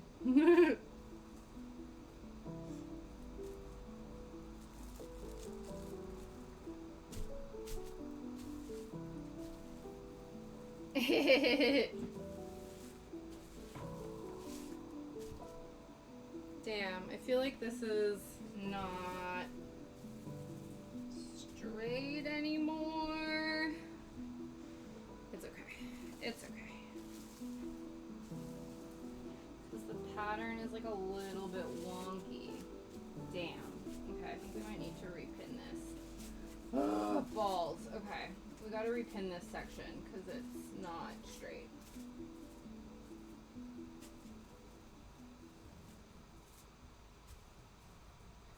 Listen, stupid pattern.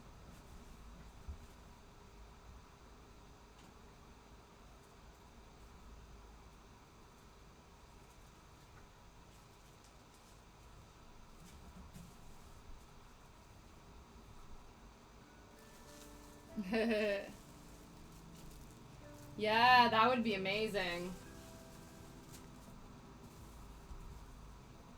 We've got to get working on those teleportation devices so we can all hang out with each other.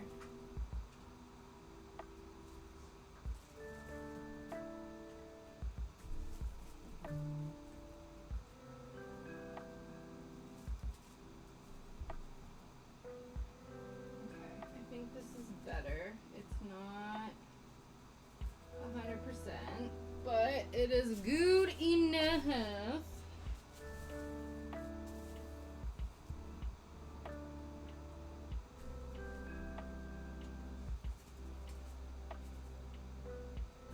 You can tell I'm getting fatigued. I'm like, whatever, it's fine.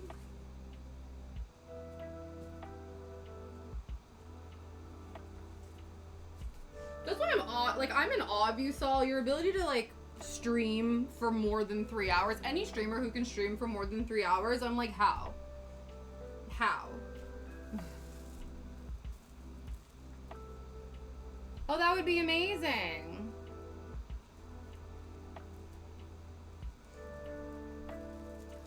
Yeah, if you can keep an eye on some like cheap deals and stuff.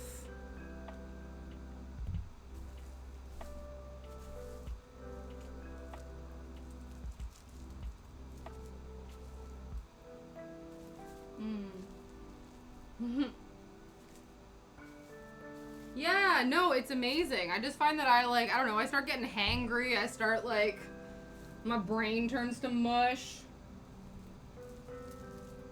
Maybe that's just because of the time of day that I'm streaming, because I'm not...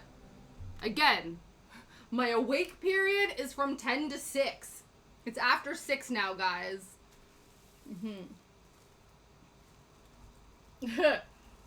Sniping. You're 6'4". Yeah, maybe when you sit down. Yeah, really. I'm like, Saul's a tall lad. I hope you're doing well, Sniping. We are reaching the end of our cutting out pattern piece journey.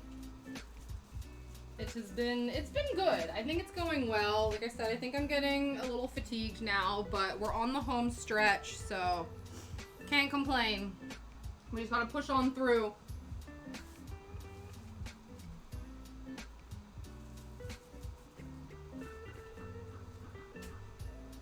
Liam usually gets home from work around 7, and 7's when it's Shadow's food time.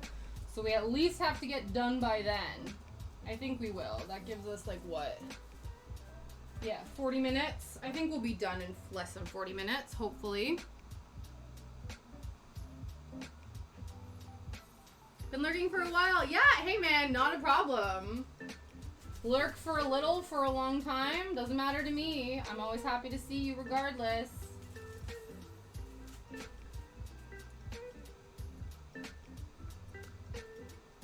.6'4" is very tall. Yeah. Oh, is Chris 6'4"? Damn. Damn.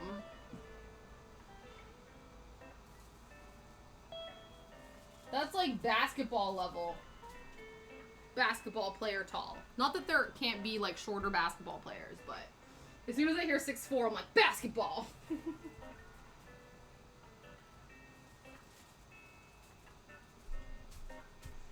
Okay.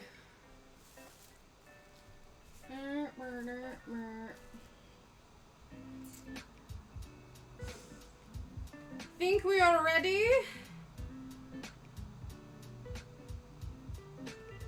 I hope. I pray. It's good. It's good. I spent all of yesterday watching us so along of most of the steps of this. So, we are learning lots. She's nearly grasped English. Rude. Rude. You're just jealous of my amazing joke from earlier. Don't hate me because you ain't me. Okay. This is a bit bumpy.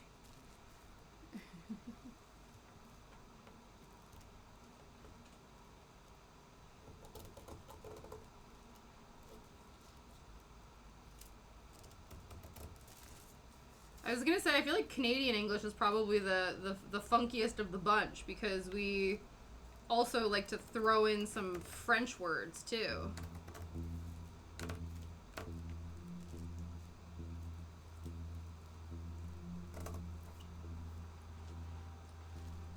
So we use American phrases but spell them in the UK way and also chuck some French in there for good measure.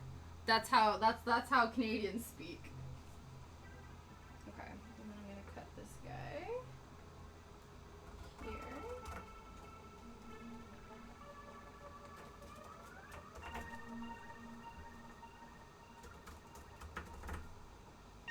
I don't know if maybe I should be cutting this sliver off of the inside right now before I do the last one. Maybe? I think so.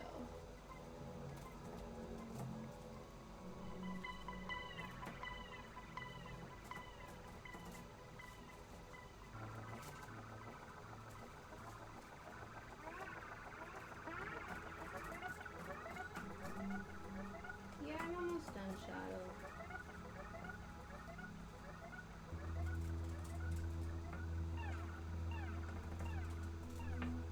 Okay, so that part is done. I spell it with 2 L's.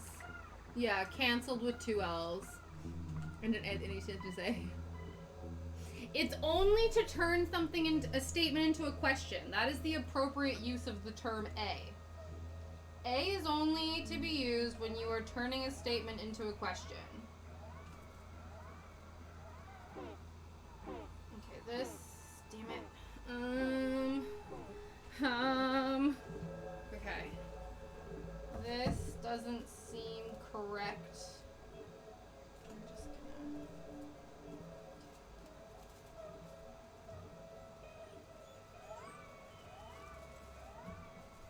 Yes, I know, baby boy. Why don't I just... Okay.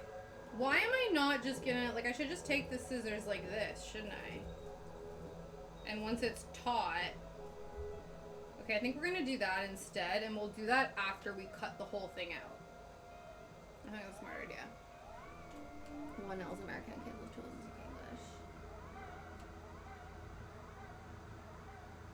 L's English. America gave the L to the UK.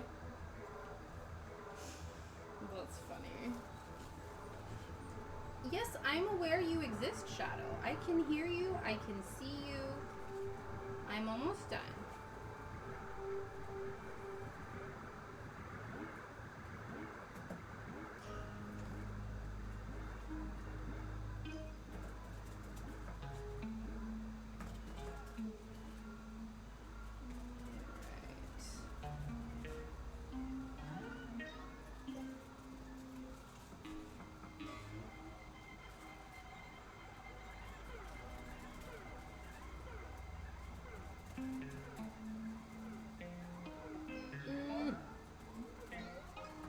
I'm concerned.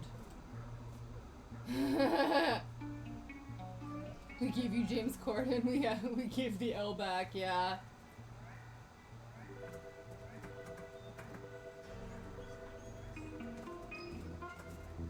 Yes, hello, Shadow. I can hear you whining.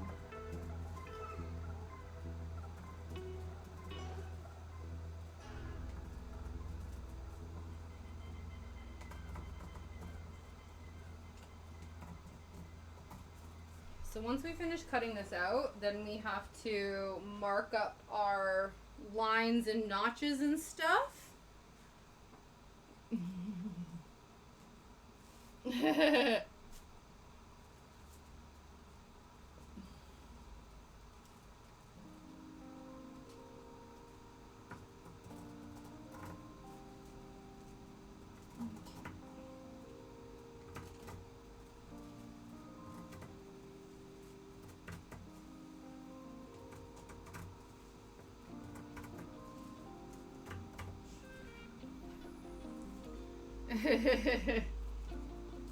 Look at that. Country relations occurring in the chat. Very nice, very nice. Yeah, exactly. I was just thinking. Uniting Nations over here. There's just a UN council happening right now in the chat. Oh shit, this is the other. There we go.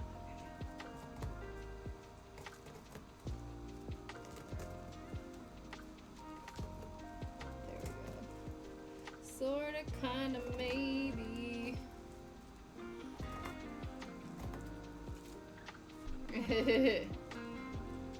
Anglo-American, yes. Yeah.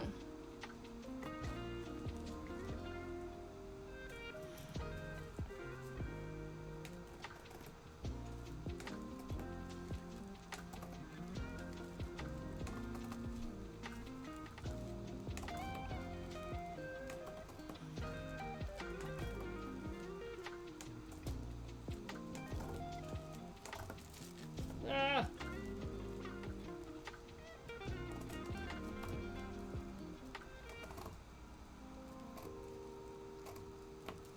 Okay, so that has now been pushed back.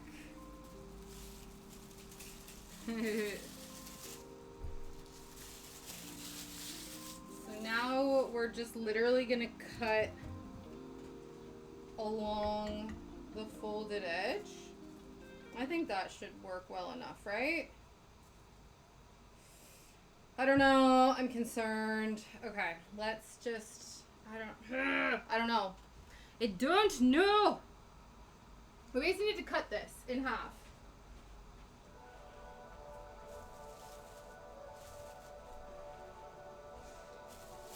I could probably. I don't know. Should I use the rotary cutter? That seems dangerous, but it might be the best way to do this. Are we making a brash decision? Possibly. But I can use the cutting board. And it's just like, I don't know. Okay. We're just gonna go really slow. And I know we're being counterintuitive right now. I don't think this is lining up. Shitballs. Okay.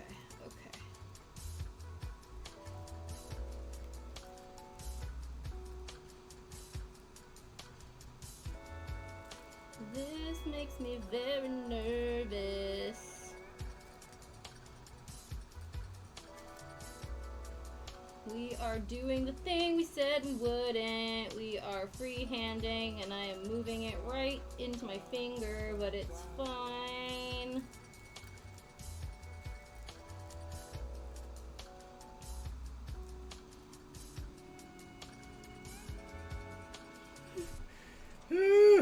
No regrets. Yeah, okay. Hashtag no regrets. Okay. It's fine. Oh, this didn't go through all the way.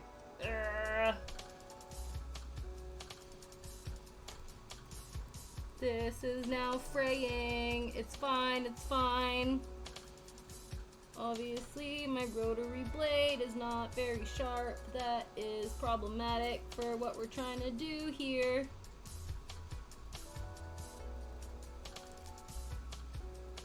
Okay, we're just not pushing hard enough. It's fine. I know, Shadow, it's very not good, but it's fine. Put on some goggles, yeah.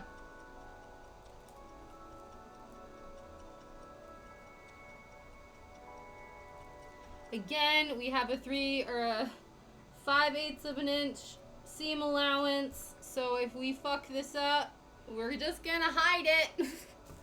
So it's fine. Yeah, I need to hold on to the fold, which means I might rotary my finger off, but listen, we're just trying our best. It's also not going through all the way, which is such a pain in the ass.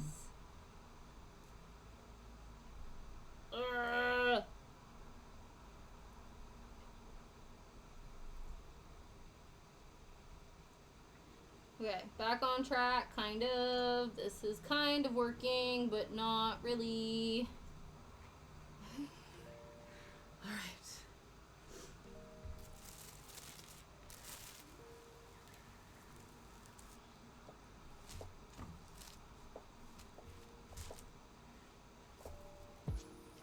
Continuing.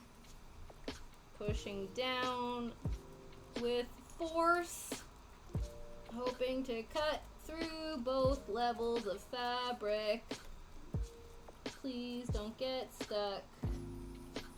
And please don't shred off my finger. I just popped off some pins. Just gonna stick these back in here. All right.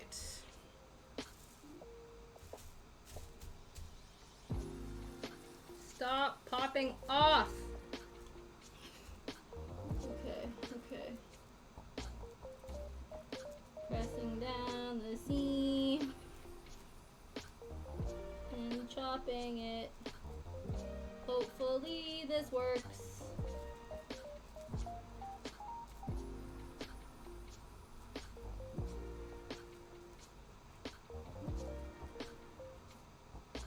Not going through both layers again.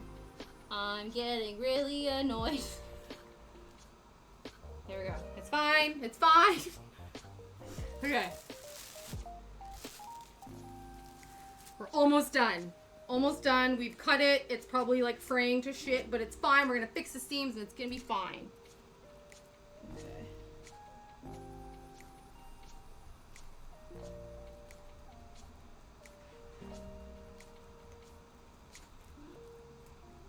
I was thinking I could have cut them, but then I was worried that because I created that little allowance for cutting it closer to the thing, I was then worried it was going to be too big, and then it was going to be off by a bit, and then that was going to be a problem.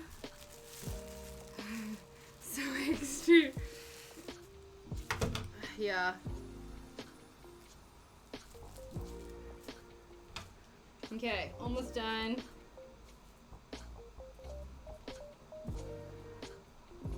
Last little bit. Okay. Alright. They are now two separate pieces. Whether or not they are two straight and accurate pieces. Oh, that's what I've been picturing the entire time, Kay. I just feel like the dog in the fire emoji constantly. Constantly. Alright. So, she has been cut out. We now need to cut our notches. This is the wrong angle to be doing this. Okay. Notches have been cut. I think all of the circles we need to be marking. We're doing it. Thank you. I appreciate that. I appreciate that.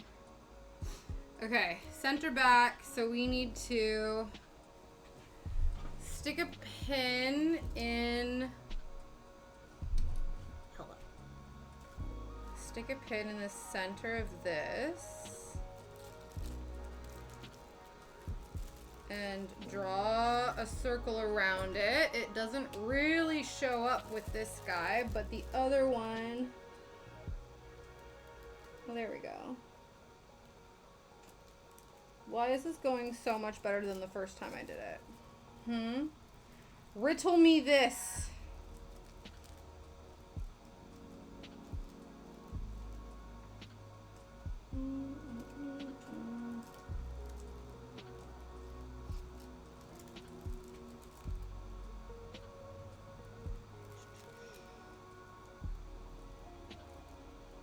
Okay.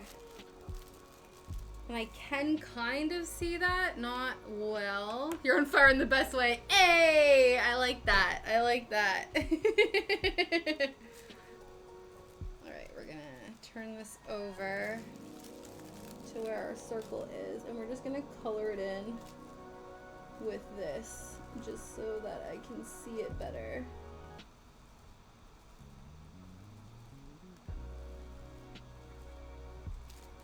Like last time. Same thing with this guy.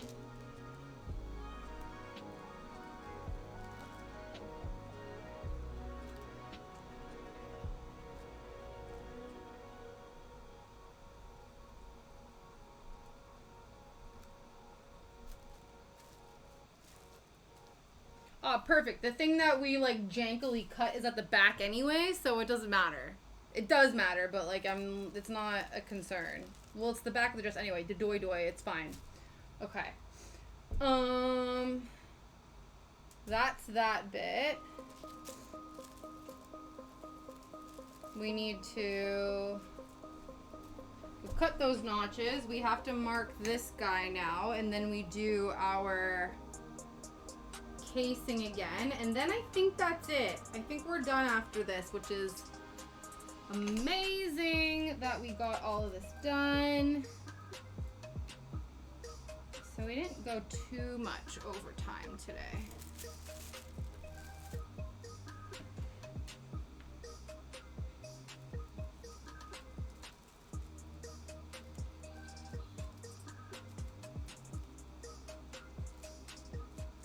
Do this guy first. Let's do the circle around here first. Oops. There we go. And then this guy. And over here. Complete the circle.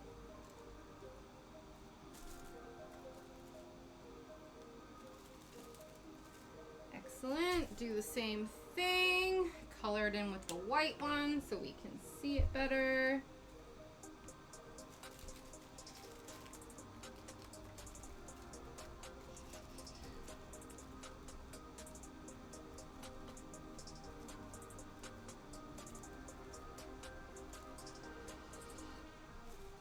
Same with this guy.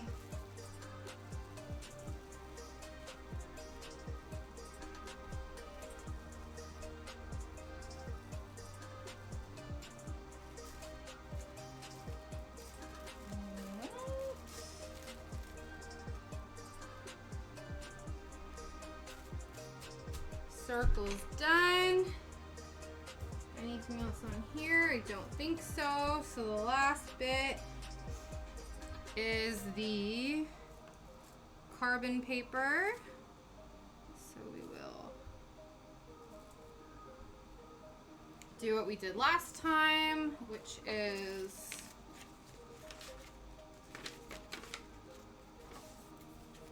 this guy that we folded in half, stick between the two pieces,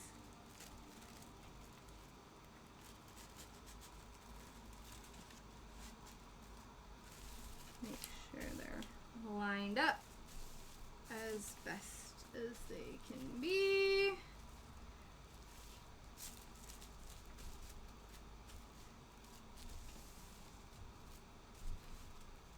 Get our tracing wheel out.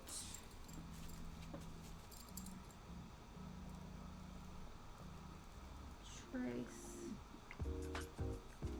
along here. Okay.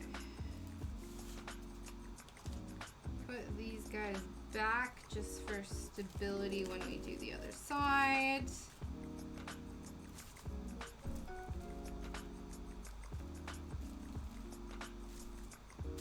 Bad. Pull these guys out.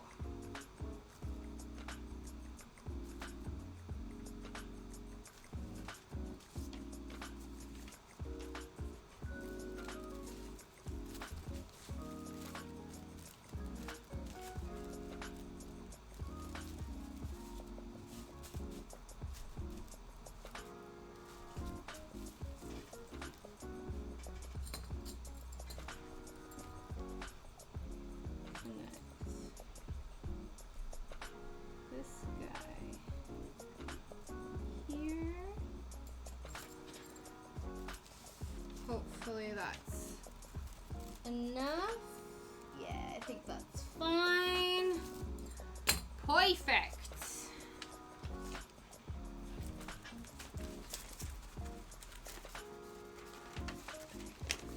Put this guy back. Woo. All right, let's pull out most of these pins. We'll clean up a little bit and then we can lay out all of the pieces for the final, you know, just to show off all the progress we made today. And then if anybody has any raid suggestions, let me know. If not, we'll go and see I'm sure there's an abundance of friends that are currently streaming right now, so we can always go check in on them. But I'm always open to make new friends. And then let's do this. Then, like I said, we will be back here tomorrow at 3 p.m. UK time, where we're actually going to start sewing, which is going to be incredible.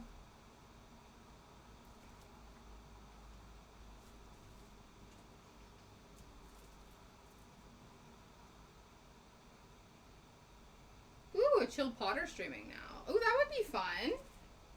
Yeah, that would be cool. Watch them throw some clay, but in the most chill way possible. I'm down.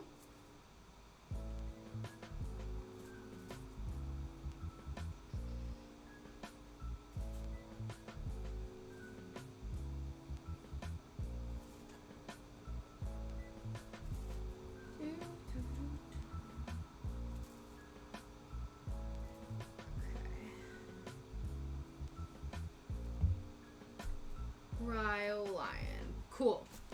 All right. So let's get rid of our offcuts here. Let's clean off the table a smidge. Oop, oop, oop, oop, oop, oop.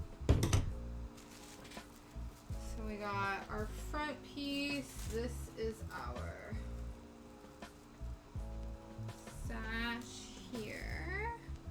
Let's move you guys over here. Move this here. We still need this piece. So we'll pop that in here. We can put this guy over here as well.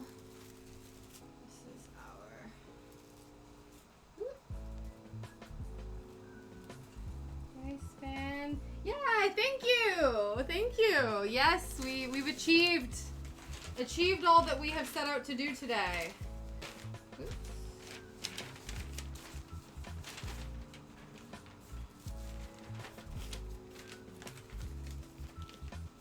All right. Woohoo! Thank you guys for keeping me calm. For listening to my incessant "it's fine" over and over and over again. Alright. Now, I've not folded this very well, but that's okay. We're just going to stick her all back in the bag for now.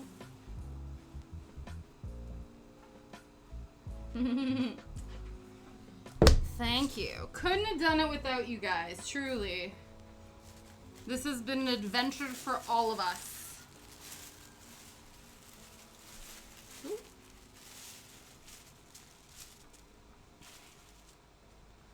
All right.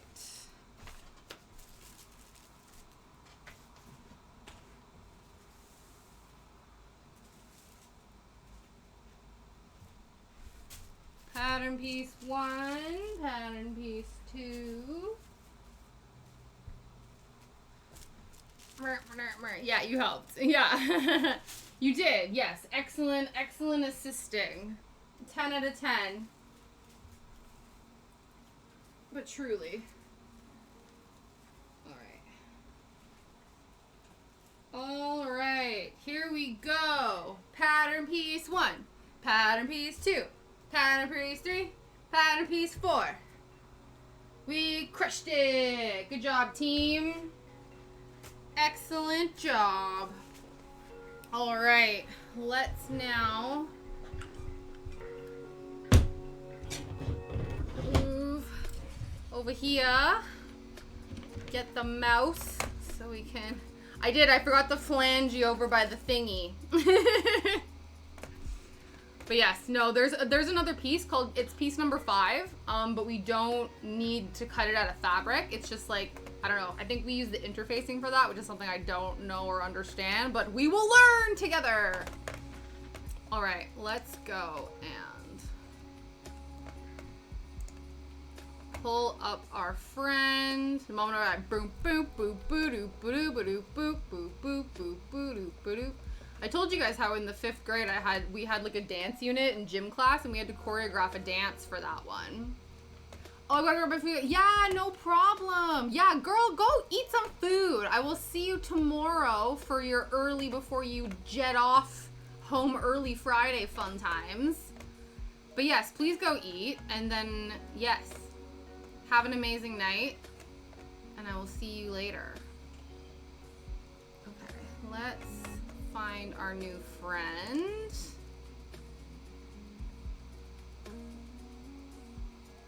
We're gonna pause this. We're going to find our new friend.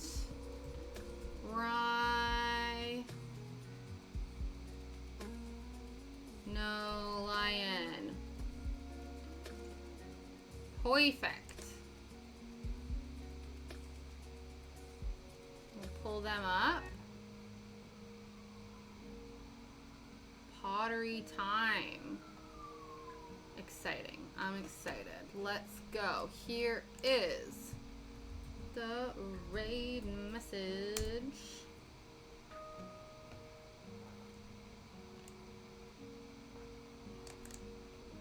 Copy. Raid.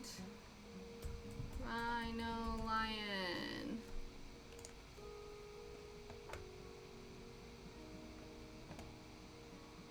Start the raid.